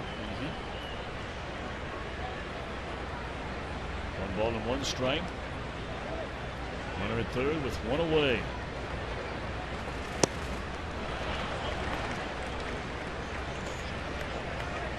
Taylor Jordan last pitched against the Louisville Bats on June the 30th. He's a starter down in AAA before he got recalled here to Washington.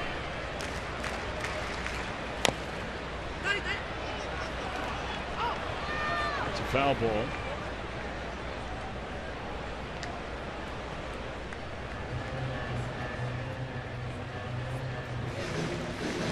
Real big crowd here tonight for this Tuesday night. We mentioned the Nationals ranked 4th on a per game average in attendance among all National League teams. Not a bad crowd last night, but not a great crowd either. Tonight, much bigger. Yeah, you can see them building. They've got an avenue coming in here from the Metro stop.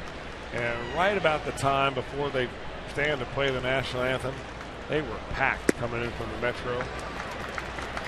Well, they have a great train system here. Why don't you bring that up to Rob Portman and Sharon Brown that Cincinnati could use a nice Metro system? Well, you know, they actually have one built, all the tunnels for it underneath Cincinnati. I know we've got the streetcar coming. I'm talking about one that goes all over.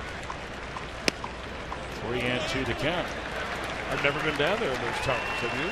No, but they're starting to put some restaurants and some bars and that kind of thing down there underneath. I mean, I hear it's really cool. And I hear the whole setup down there is just extraordinary about what they were going to do and never finished that job a long time ago.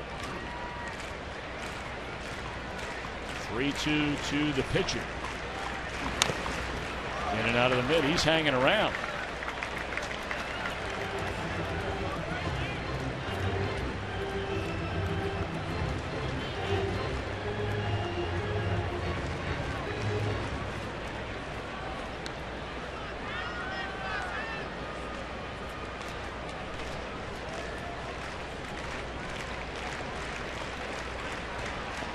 3 balls, 2 strikes again, and there's strike 3. So Cueto back-to-back strikeouts with a runner at third and nobody out. 1 more out to go to keep this shutout intact.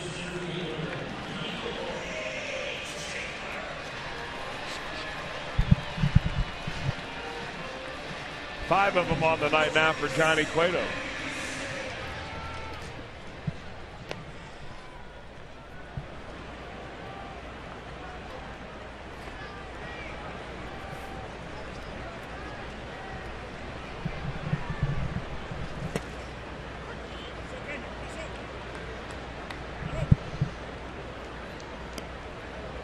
And 1 account on Michael Taylor.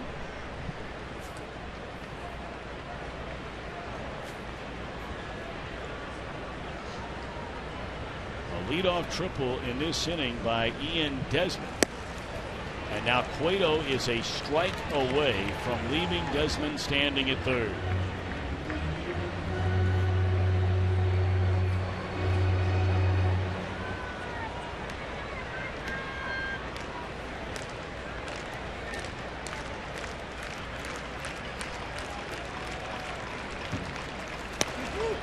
Oh boy, I didn't miss by much. They appeal and the umpire says no, he didn't go around. 1 ball, 2 strikes. How do you lay off that pitch? I mean, it looks like it's going right to the center of the plate. It's a little cutter.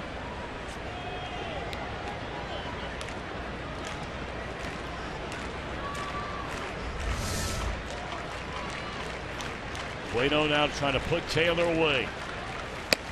Fastball up and outside.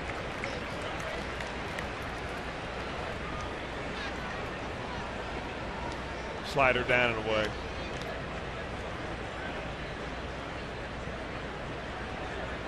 And this is something we've seen Cueto do through the years when he feels like he needs to get that, make that 1 pitch, to get that 1 out. It'll be the only time where he'll really slow everything down, comes off the rubber, goes to the rosin bag, climbs back up the hill, gets a sign, and now tries to put him away off the inside corner. Full count. He knows that on deck you got a left-handed hitting Danny Espinosa. Then you have Bryce Harper after him. So why complicate your life and lose the guy at the plate? He's the man you need right here. Cueto is ahead in this at bat and no balls, 2 strikes.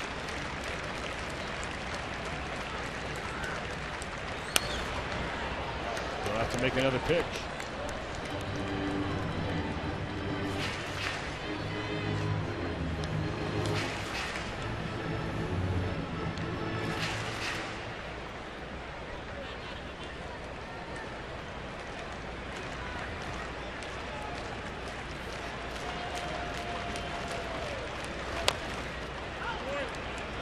Second straight batter that Cueto's going to have to earn the out, even against the pitcher a moment ago, Jordan. He ran the count full before a strikeout ended that at bat, and even then a couple of foul tips at the plate.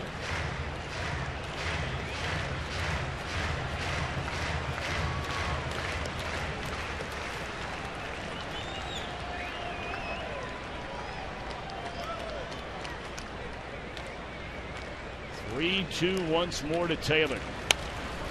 Once more a foul ball. All right, well, you're throwing all these pitches. Just as you said, Chris, you don't want to walk him, so you're just pumping fastballs here now. Well, he threw a slider on the last pitch that Taylor just was able to foul off. That one he was a little late on, a 95-mile-an-hour fastball. So, you know, Johnny's at that point where he's humping up a little bit and trying to get a little extra juice on it.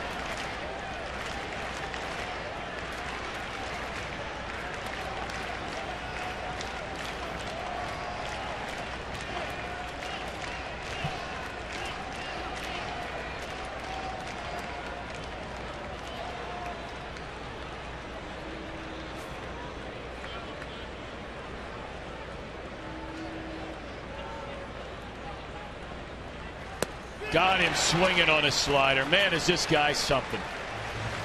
He is something else. Cueto working on a 2-hit shutout. We go to the 6th.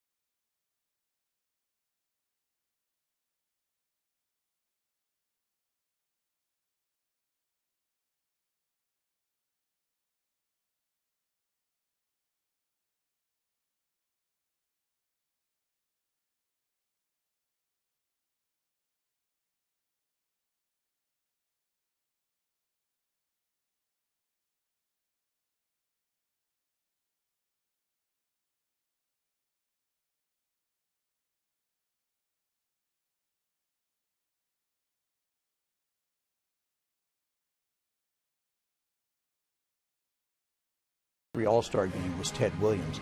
Williams had been in the service, he'd been in Korea, and he had just been discharged on the eve of the game. It was very interesting to see Ted Williams throwing out the first pitch in 1953. Probably the biggest star in the game at that time. An exciting moment, maybe the biggest historical moment of the 1953 All-Star game.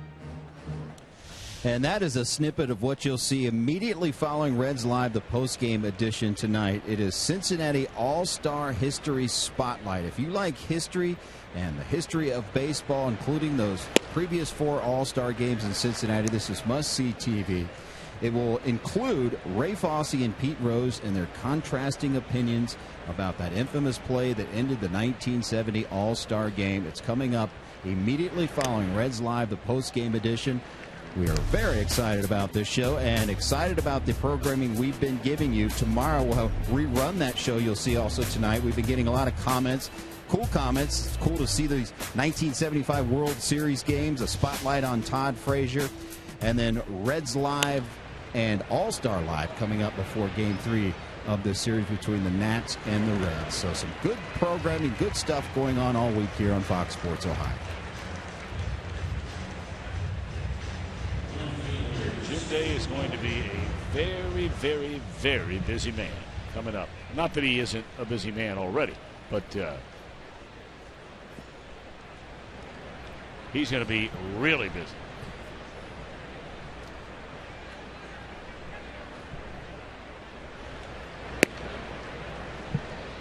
So, Jim, your days, and you know, I bring these things up, and I know you get embarrassed by it from time to time, but these are the kinds of things, living in Cincinnati year-round, as Chris, you do, and I do, and you know we do. Maybe not all the players stay year-round. Very few of them, in fact. J.J. Hoover comes to mind being one of them. Matt Latos did there for a year during his tenure with the Reds. But you know, living in Cincinnati year-round, whether you're walking around a grocery store or you're popping into a convenience store, at the gas station, wherever it is. I think a lot of times the people that invest their time, and we can't begin to thank you enough for watching these ball games virtually every day.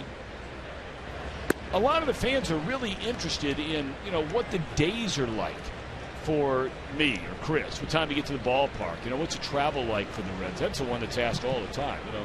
What's that like? Do you guys go through security? Do you walk through the terminal? All those kinds of questions. The fans, they don't know. There's ball four to Schumacher. But for a guy like you coming up, I bet a lot of people would want to know, with everything going on in and around the All-Star game, all the programming here on Fox Sports Ohio, what are your days going to be like when you leave the team after the game tomorrow night and go back to Cincinnati? You're not coming to Miami. What are your days going to be like? How early in the morning are you going in, and how late are you getting home? Well, it'll start early in the morning, and I have the privilege to host. There's a bunch of Reds Community Fund events going on around the city, and also some MLB events with the commissioner and the RBI program, etc. So I will be emceeing a lot of those, and in fact, a couple a day each day. And then I will be splitting my time between the Duke Energy Convention Center, in which we have an autograph and a meet and greet session there. So I'll be spending some time there. We'll be doing some live broadcasts from there. I'll be covering on Sunday the Futures game and the Celebrity Softball game. So it's going to be a very busy time. I'm going to be all over the place. In fact, tomorrow I've got to get my schedule together to figure out where exactly I'm going to be, because it is a hectic run. Okay, but you didn't answer my question. Okay. All right, so... Well, you just had politicians in the booth. I was answering like a politician. I mean, you'll be going in at what time? And you'll be getting home at what time? Well, I actually have to look at my schedule because I'm not sure. It's going to be early morning into the evening until it's dark. Put it that way. But now, like for the Home Run Derby, are you going to the Home Run Derby as a fan, or do you have to work? Believe it or not, I'm going as a fan. Okay. And what about the All-Star game itself? I know you're not working the game, but are you working after the game? I will be hosting hosting the breakfast with Pete Rose that morning. And then I will be there as a fan. So on Tuesday, we don't have a lot of programming because the Big Fox will be handling most of that, and Fox Sports 1. Right. So Tuesday, I'm kind of free and clear after that breakfast to be a fan and privileged to have tickets and looking forward to it because it's not often that we are just able to sit in the stands and be a fan. So I'll be actually allowed to cheer. Awesome. Awesome. That'll be fun. Well, we wish you well over the next number of days because you're going to be leaving us tomorrow night. Well, I wouldn't have it any other way. I am blessed to be doing what I do. Without a doubt. Billy Hamilton, the batter, with 2 away.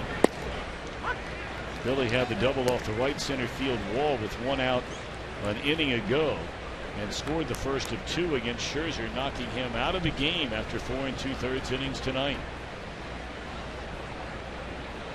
Cueto has been brilliant. Pitched around 2 errors by his defense, a bloop single, and then the last inning struck out 3 batters in a row after a leadoff triple.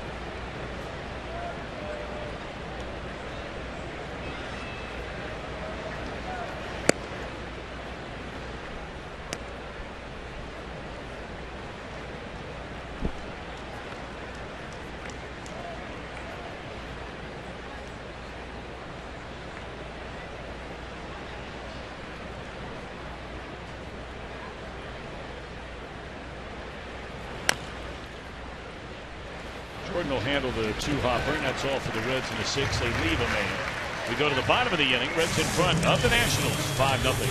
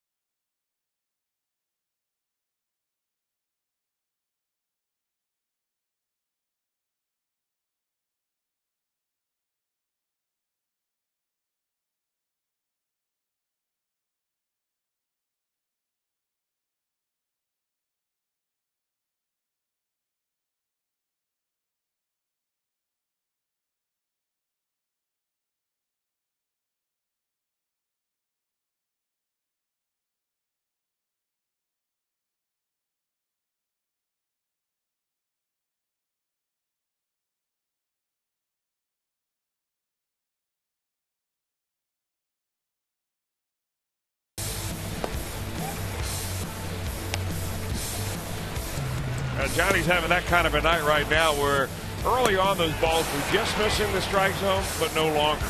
Struck out 3 in the 5th inning, all of them to rack up his 6th strikeout on the day, and he's still working on a shutout, taken here at the bottom of the 6th inning. Well, we compare the starters before the ball games, and right now, Johnny with the upper hand. But leading up to that, Max Scherzer was one of the most dominant right-handers in the league.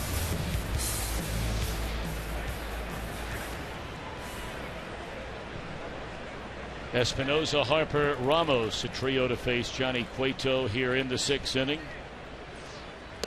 Swing and a miss. He nearly screwed himself into the ground on that swing and fooled badly on the off-speed pitch from Cueto.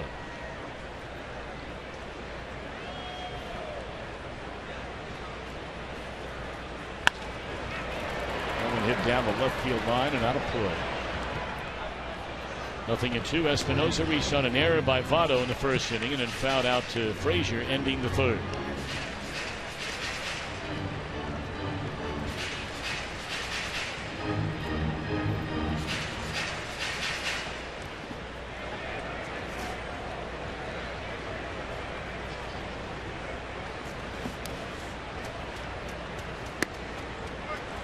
big story tonight, Cueto on the mound and Votto at the plate. Votto, his first 2 extra base hits in 3 weeks. His first home run in almost 4 weeks.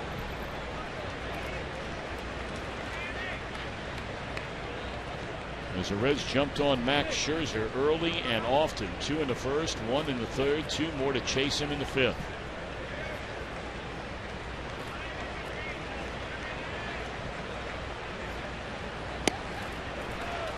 Four consecutive strikeouts for Cueto. He has 7 in the game. And he struck out the last 4. All over the strike zone right there until he finally gets a little bit of off-speed pitch. Could have been an outside cutter, just trying to dot that high outside spot on the strike zone, and he's dealing.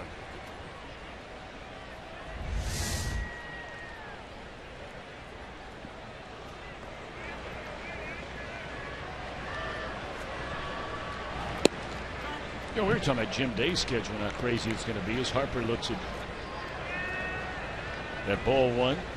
Harper, that really basically a pop fly, but you know, the Reds didn't have a full-fledged shift on him, but certainly Schumacher was a little further into left center field than you would be otherwise, and it was just a pop up down the left field line.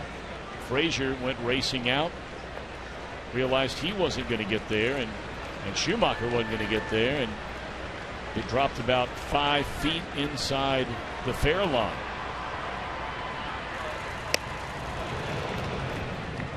That is high gas thrown by Harper to get ahead 1 and 2. Yeah, you subtract a little, you add a little, you subtract a little, you move the ball around. I mean, Johnny, over the years, it's been really fun to watch him mature. Now really gets the art of pitching.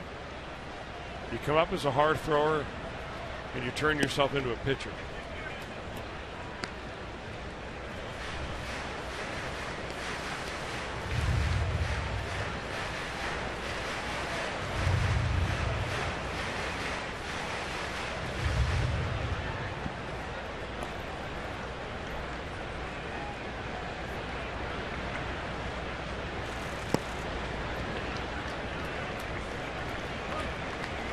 Brought up at a time, Johnny got a little too fine in his last at bat against Harper.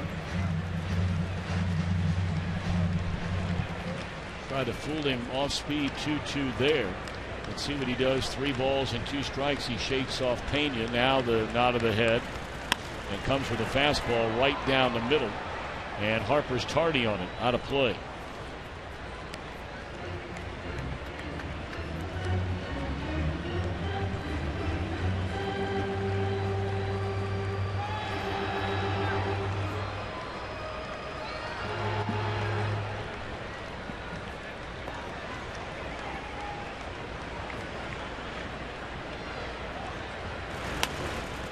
Another fastball, and again, he beat him with it.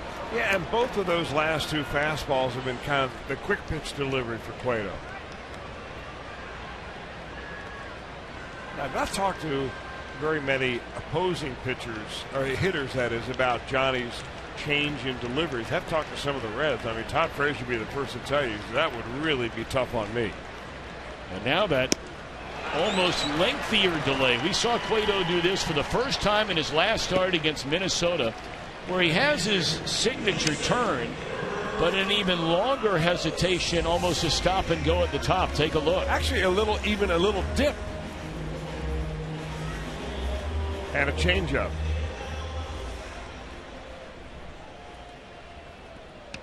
Well, that's when you really feel comfortable.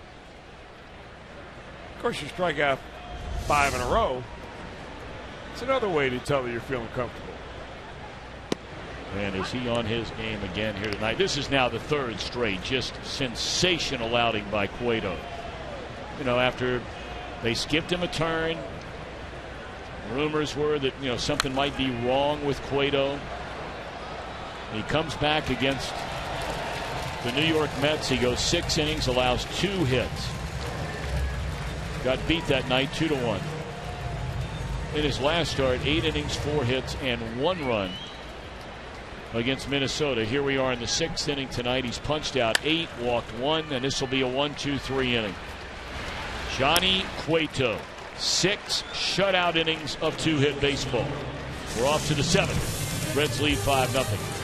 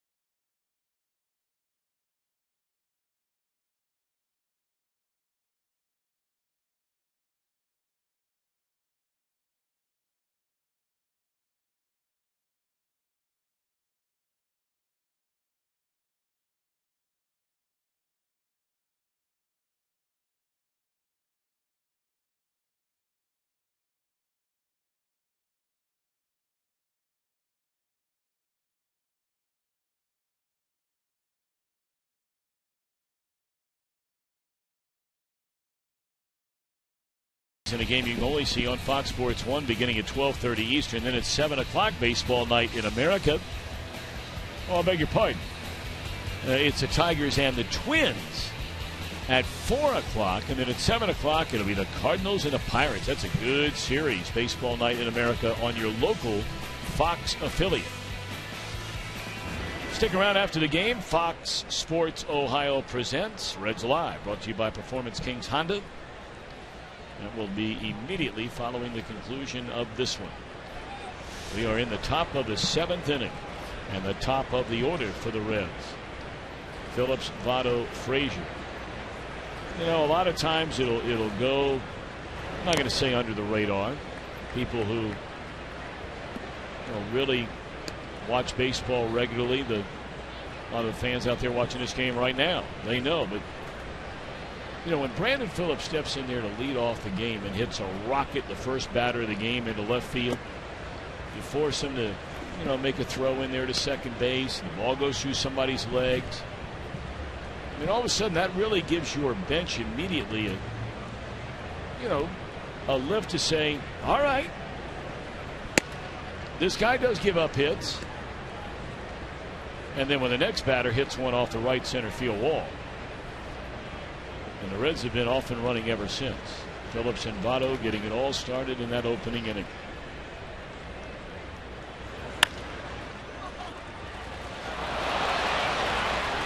Espinosa is being forced to play third base tonight. He is a second baseman by trade, but that's a play he'll tell you he has to make. We have not seen very good defense in this series. No, not at least by the Washington Nationals. That's a very easy play that just maybe too much spin.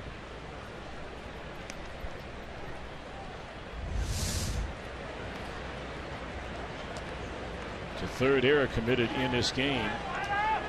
2 by the Reds, Votto and Frazier, and now 1 by Espinosa. Here's Votto. A triple away from the cycle, and Votto does have 2 triples this year. It's a good park to hit a triple in, too.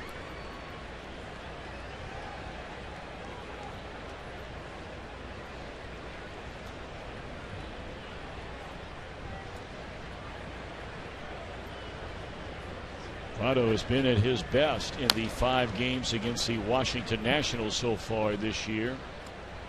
The spotlight is IGS bringing the energy as Joey Votto against Nationals pitching considered some of the best in all of Major League Baseball. A .500 batter with 3 bombs, a double, and 6 batted in.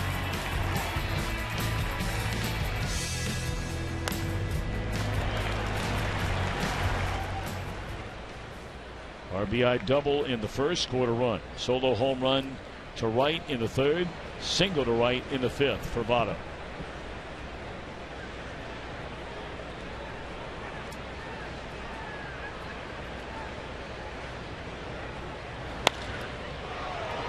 Hit right on the nose, and a line drive caught by the center fielder. So whatever it was that Votto felt was off with his swing, and we showed you the videotape of his extra batting practice early this afternoon, he may have ironed out that wrinkle. You know, it's amazing how one little thing can change. Sure, it's going to change the mechanics of the swing, but it's going to change your attitude between your ears. From wondering what's going on and why I'm not centering up the ball to I can't wait to get my next at bat.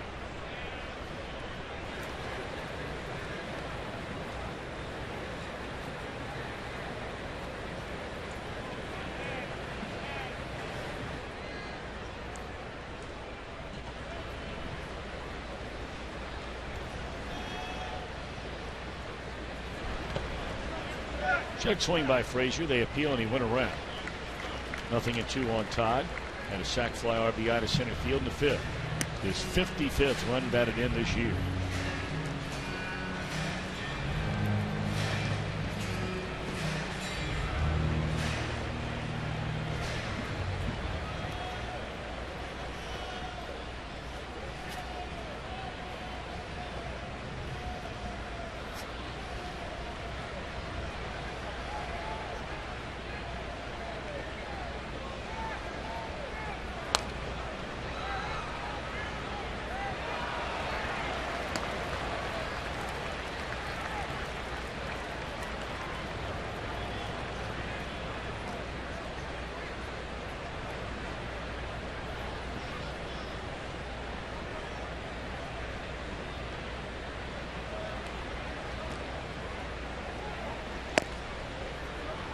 One ball, two strikes. They're playing the second game of that day-night doubleheader at Wrigley Field tonight. Cubs won the first one 7-4. No score in the fourth inning, but the Cardinals have the bases loaded with nobody out, or with two outs now. Looked like he went around that time, and he did. Frazier unhappy. Twice on an appeal to first base umpire Larry Vanover, he was rung up and out at bat. I don't think he went as far as the hitter we saw last inning. Taylor, wasn't it? Taylor, yeah.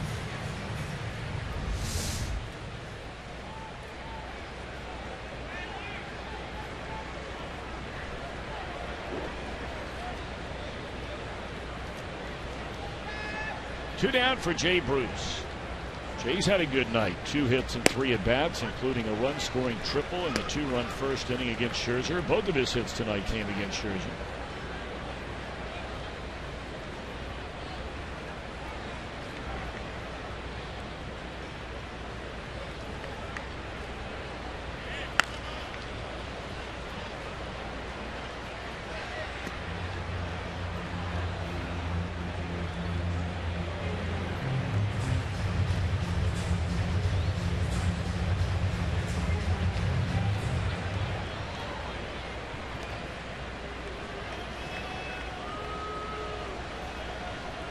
Jordan, a lot like Scherzer was early in this game, a lot of time in between each and every pitch.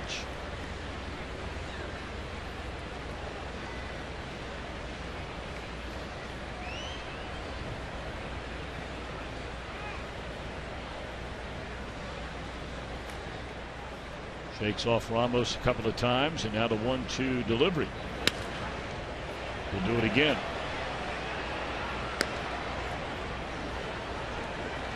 Well, it's really hard to figure, isn't it, Chris? Here you're playing a team in the Washington Nationals. Now, granted, everybody is well aware that they are playing extraordinarily shorthanded tonight.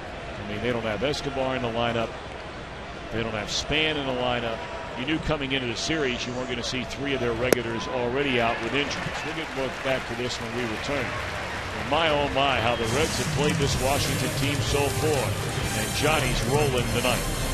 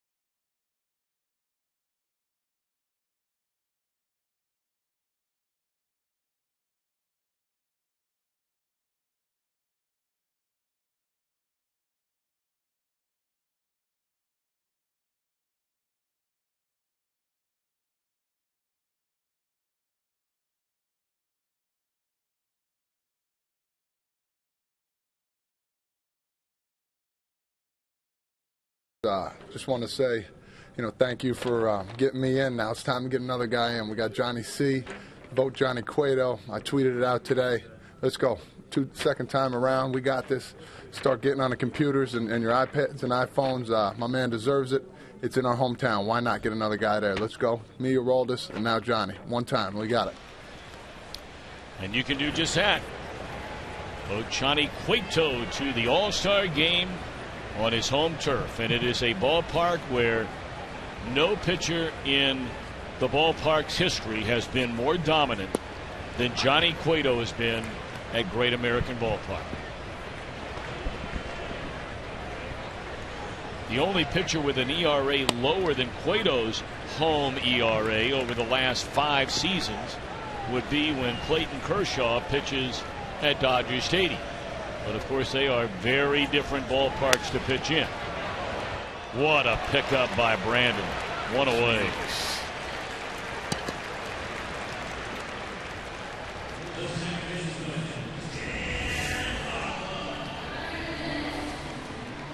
I mean, well, we see it all the time, and you don't get numb to it.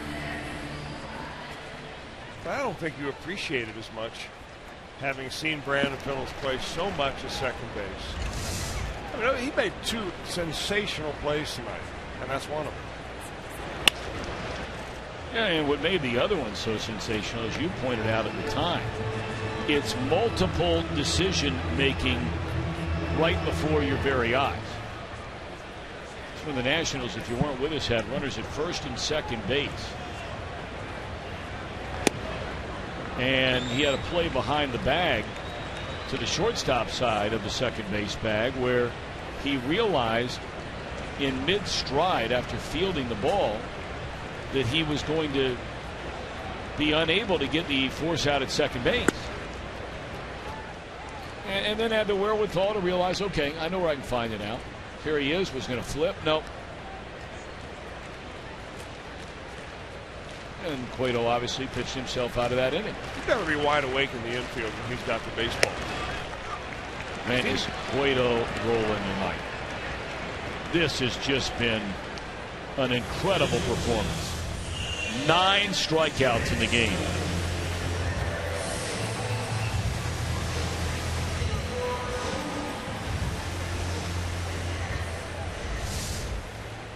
All right, so Johnny now is getting ready to throw pitch number 96. If you're Brian Price, is this it for him? I think he'll probably ask Cueto that question. Don't you think? Or will he just make the call? You know, he's doing the shoulder tilt when he does that turn now. I mean, do you think that with the success that he has had, and believe me, it is not about the big body turn or anything else, but do you think that he will start some copycats out there? I have about 5 of them on my not old team. What, are you kidding me?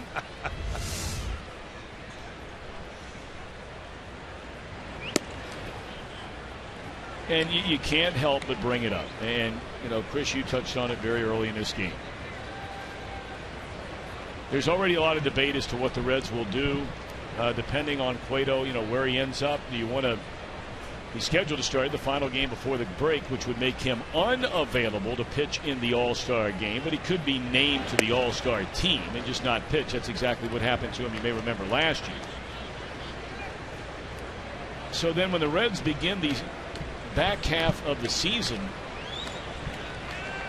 and of course we'd still be, what, about 2 weeks away from the trade deadline at that point.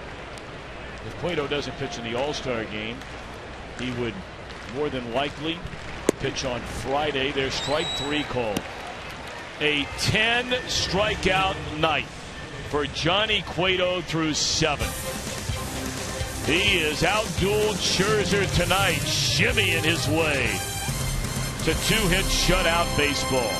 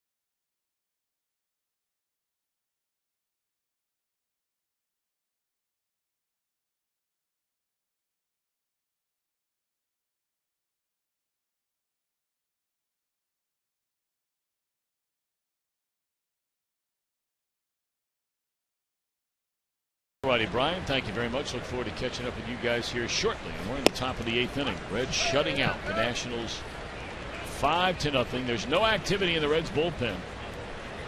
So it looks like Johnny Cueto is going to get a chance to go about out there in the 8th.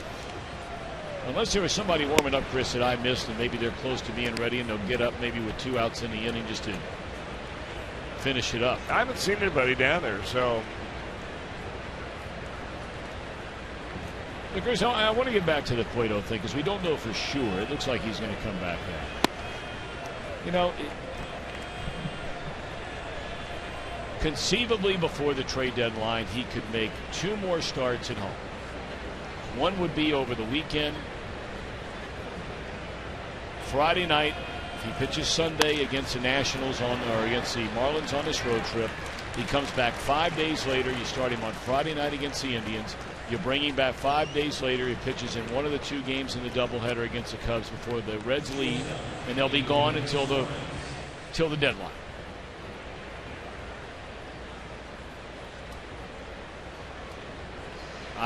We don't know, and we've said it 1,000 times. At the end of the day, we have no idea if the Reds are going to trade anybody. But the speculation out there is, with free agency pending for Cueto and Leak, some other players that teams might be interested in, this could be the time for the Reds to go ahead and try to just reload and put together a contending team in the not too distant future. And Cueto would be near the top of the wish list among all players in baseball. Well, you've got a lot of divisions that are close.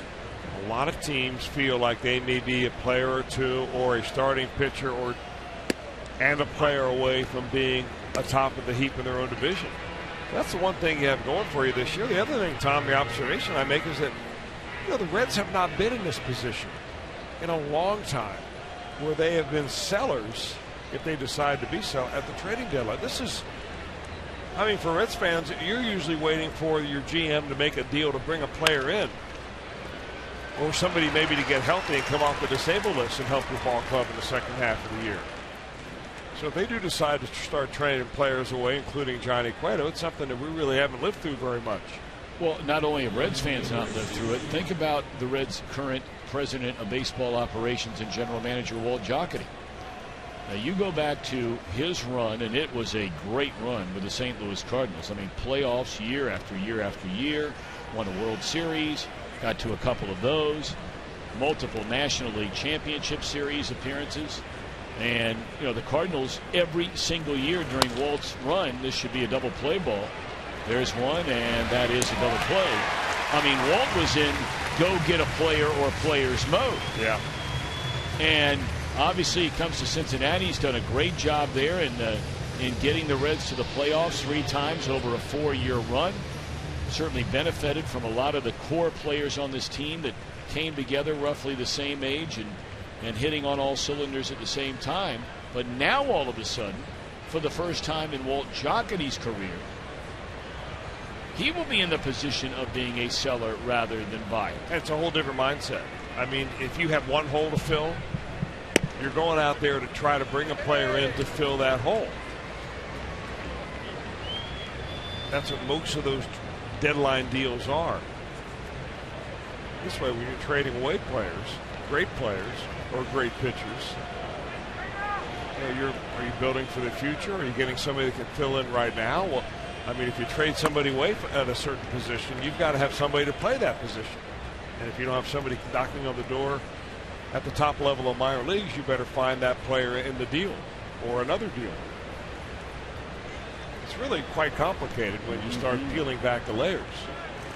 Well, I think you bring up a great point about, when your team's having a bad year, a lot of us are guilty. I'm guilty of it. Fans are guilty of it. Get rid of this guy. Get rid of that guy. Well, you do have to replace him.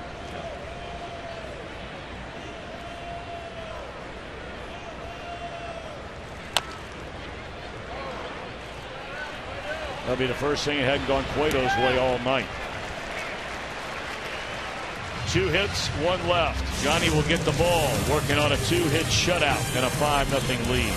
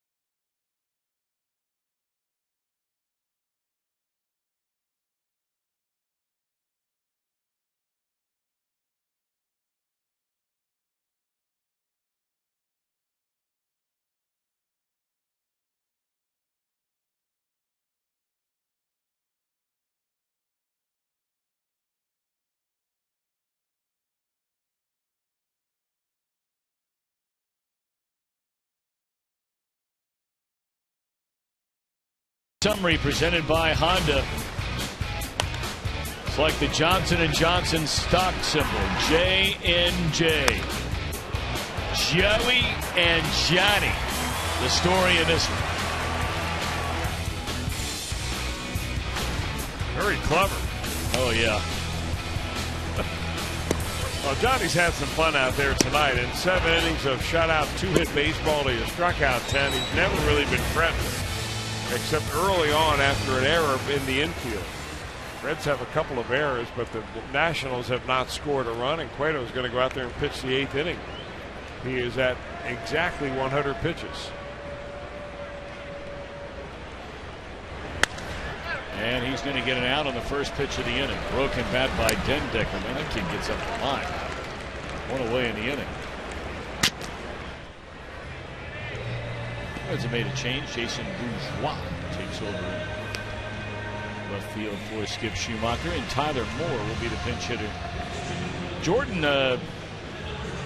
Taylor Jordan did a nice job out of their bullpen tonight. 3 1/3 innings of 2-hit shutout baseball. For a guy, as Chris just mentioned, was brought up from the minor league, struck out 3, walked 1. He's not his first time around. He has been up before. This is said parts of 3 different seasons up here with the Nationals.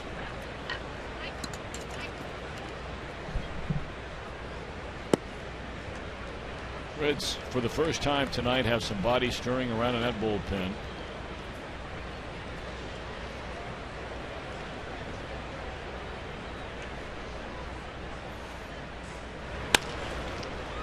A weak roller to the shortstop. 2 up, 2 down in the 8th.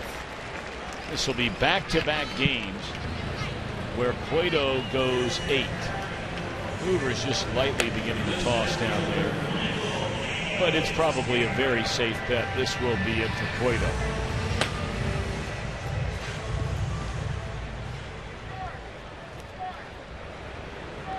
What a pitcher this young man has been and has become since they brought him to the big leagues, and we were there for his major league debut against the Arizona Diamondbacks, that opening series of the season, when he struck out 10 in his major league debut, shutout innings.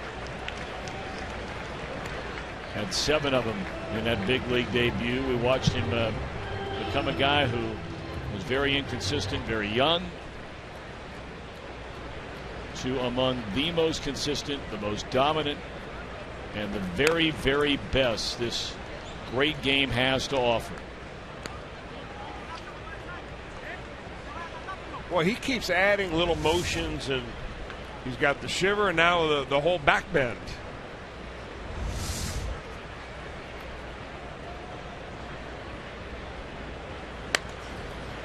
Foul ball out of play.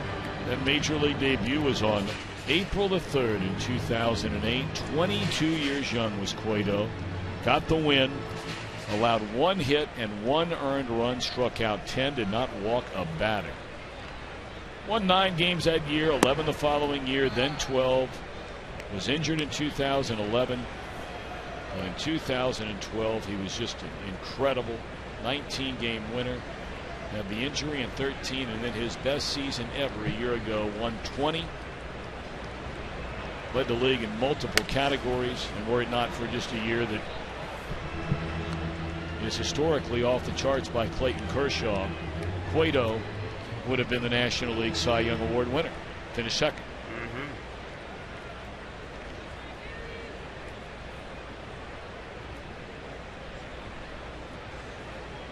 Well, twice he's been top 5 Cy Young Award. Twice he's led the league in games started. Once he's led the league in innings pitched. How about the night by Cueto? Wow. Coming in, going toe-to-toe with Max Scherzer. And if this were a heavyweight fight, it would have been by knockout in the 5th. 11 strikeouts, 2-hit shutout baseball by Johnny Cueto. What an amazing effort from the Reds right-hander tonight.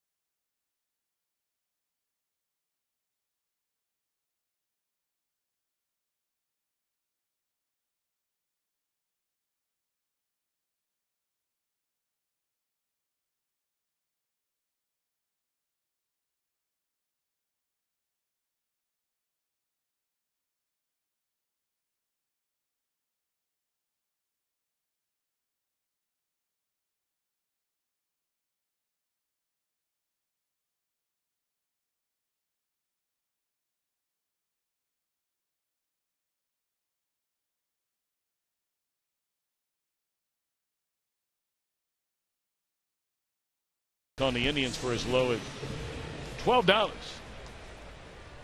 And the first 25,000 fans in attendance on Saturday, July the 18th, get an exclusive Get Your Stash On t-shirt thanks to Arm & Hammer. Log on to Reds.com/tickets or call 513-381-REDS. Come down to watch the battle for the Ohio Cup, Reds and the Indians.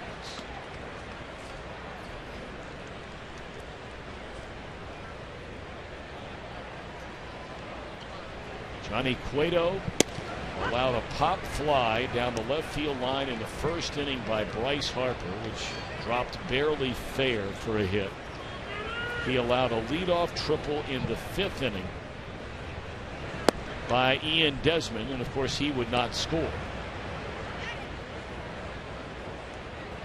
And since that triple to lead off the 5th, Cueto has struck out 8 Washington Nationals. He had 3 strikeouts in the first 4 innings, 8 in the last 4 innings.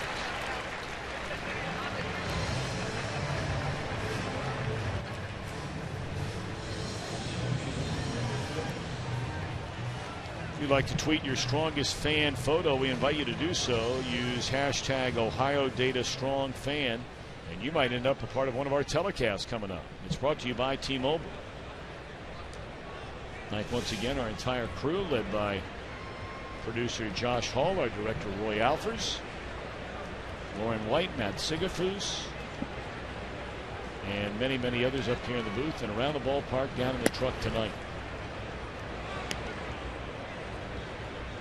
So here on a night where Johnny Cueto is one of 5 players as voted upon by the fans to determine who will be the final player on the National League All-Star roster.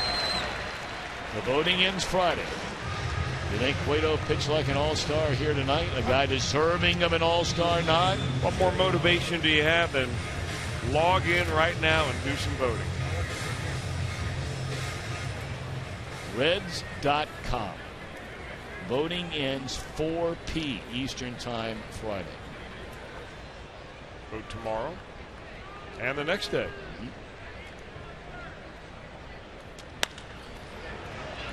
On the ground to second base in a 1-2-3 inning. Sends us to the bottom of the 9th. Is Cueto going to finish this thing? It looks like he's coming out to finish it off.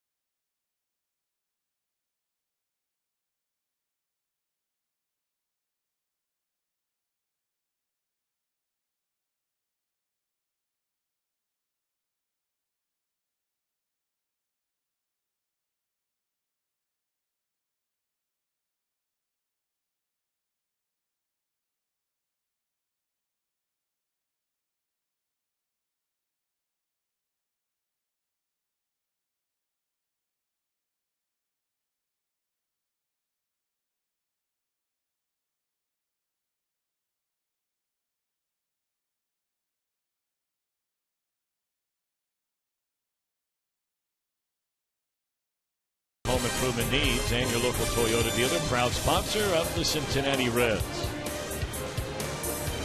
Finale of the series tomorrow. The Reds, will they have a chance for the 3-game sweep? We'll get underway with Reds Live, presented by Ray St. Clair Roofing at 6:30 tomorrow night. All-Star Live getting underway at 6 o'clock. Our game coverage starts at 7. We invite you to join us. And look who's on the mound. gunning for his first complete game of this season, working on a 2-hit shutout. Johnny Cueto. He has struck out 11. He has walked 1 batter. That was Bryce Harper leading off the 4th. He's allowed just the 2 hits.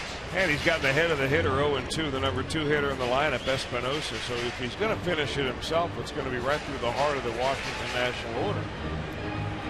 With Bryce Harper on deck. Aroldis Chapman, just in case, throwing in the bullpen. Kluber was up the last inning.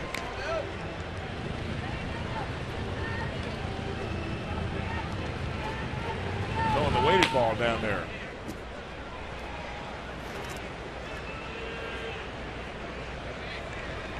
There's that little, I don't know what you call it. Oh, that's a weighted baseball. No. I mean, the little, there was an extra little. You know, I think it might be a good challenge for Jim Day to come up with a way to describe that. You're right. Otto's going to go to the bag himself for the first out in the ninth. I mean, that last one had more twist into it than any of them. Look at that. It's like a little dance step.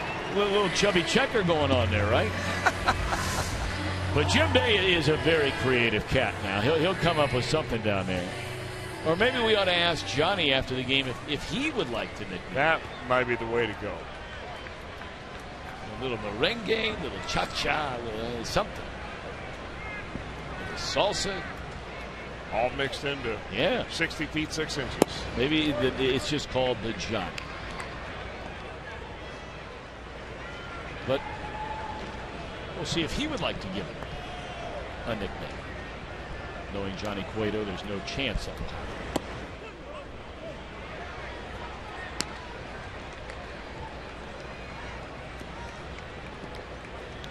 But Cueto, you know, the competitor that he is. He wants this out right here. Well, he definitely wants this out. And you don't know how long the leash is, but I'm sure Brian Price remembers that it wasn't all that long ago that they skipped him a couple of times. They skipped him once in the rotation entirely. He's going to get this out. Challenged him with looked like a little cutter, and he's taking care of the middle of this order. Really no problem at all, except a little base hit by Bryce Harper that was a bloop down the left field line in the first inning. Not a whole lot of action. He really got the best of Harper tonight. I mean, in the scorebook, it's going to look like 1 for 3. It is. And he also walked. But Harper knows this is a hitless night. He had Lady Luck on his shoulder in that first inning. All right, here we go. 1 more to go for Cueto.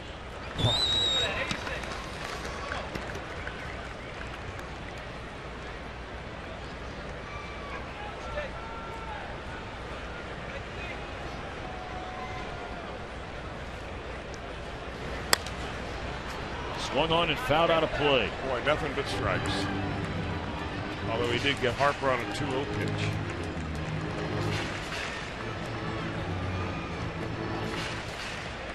Cueto a strike away and out away from his 4th, 5th career complete game shutout. He'll have to hurry to throw in time, and Johnny Cueto, a complete game 2-hit shutout in a head-to-head duel with Max Scherzer. It was no contest on this Tuesday night in July. Well, he came ready to pitch, Johnny Cueto did, as he does every time out. But today, everything worked for him. The Reds got him an early lead, and he never gave it up. What an incredible performance by Johnny Cueto, the first complete game shutout since May the 15th of last year against San Diego, when his teammates say know what this guy's all about, on and off the field. And they're so excited for him. They so very much want this young man, and he's a young man,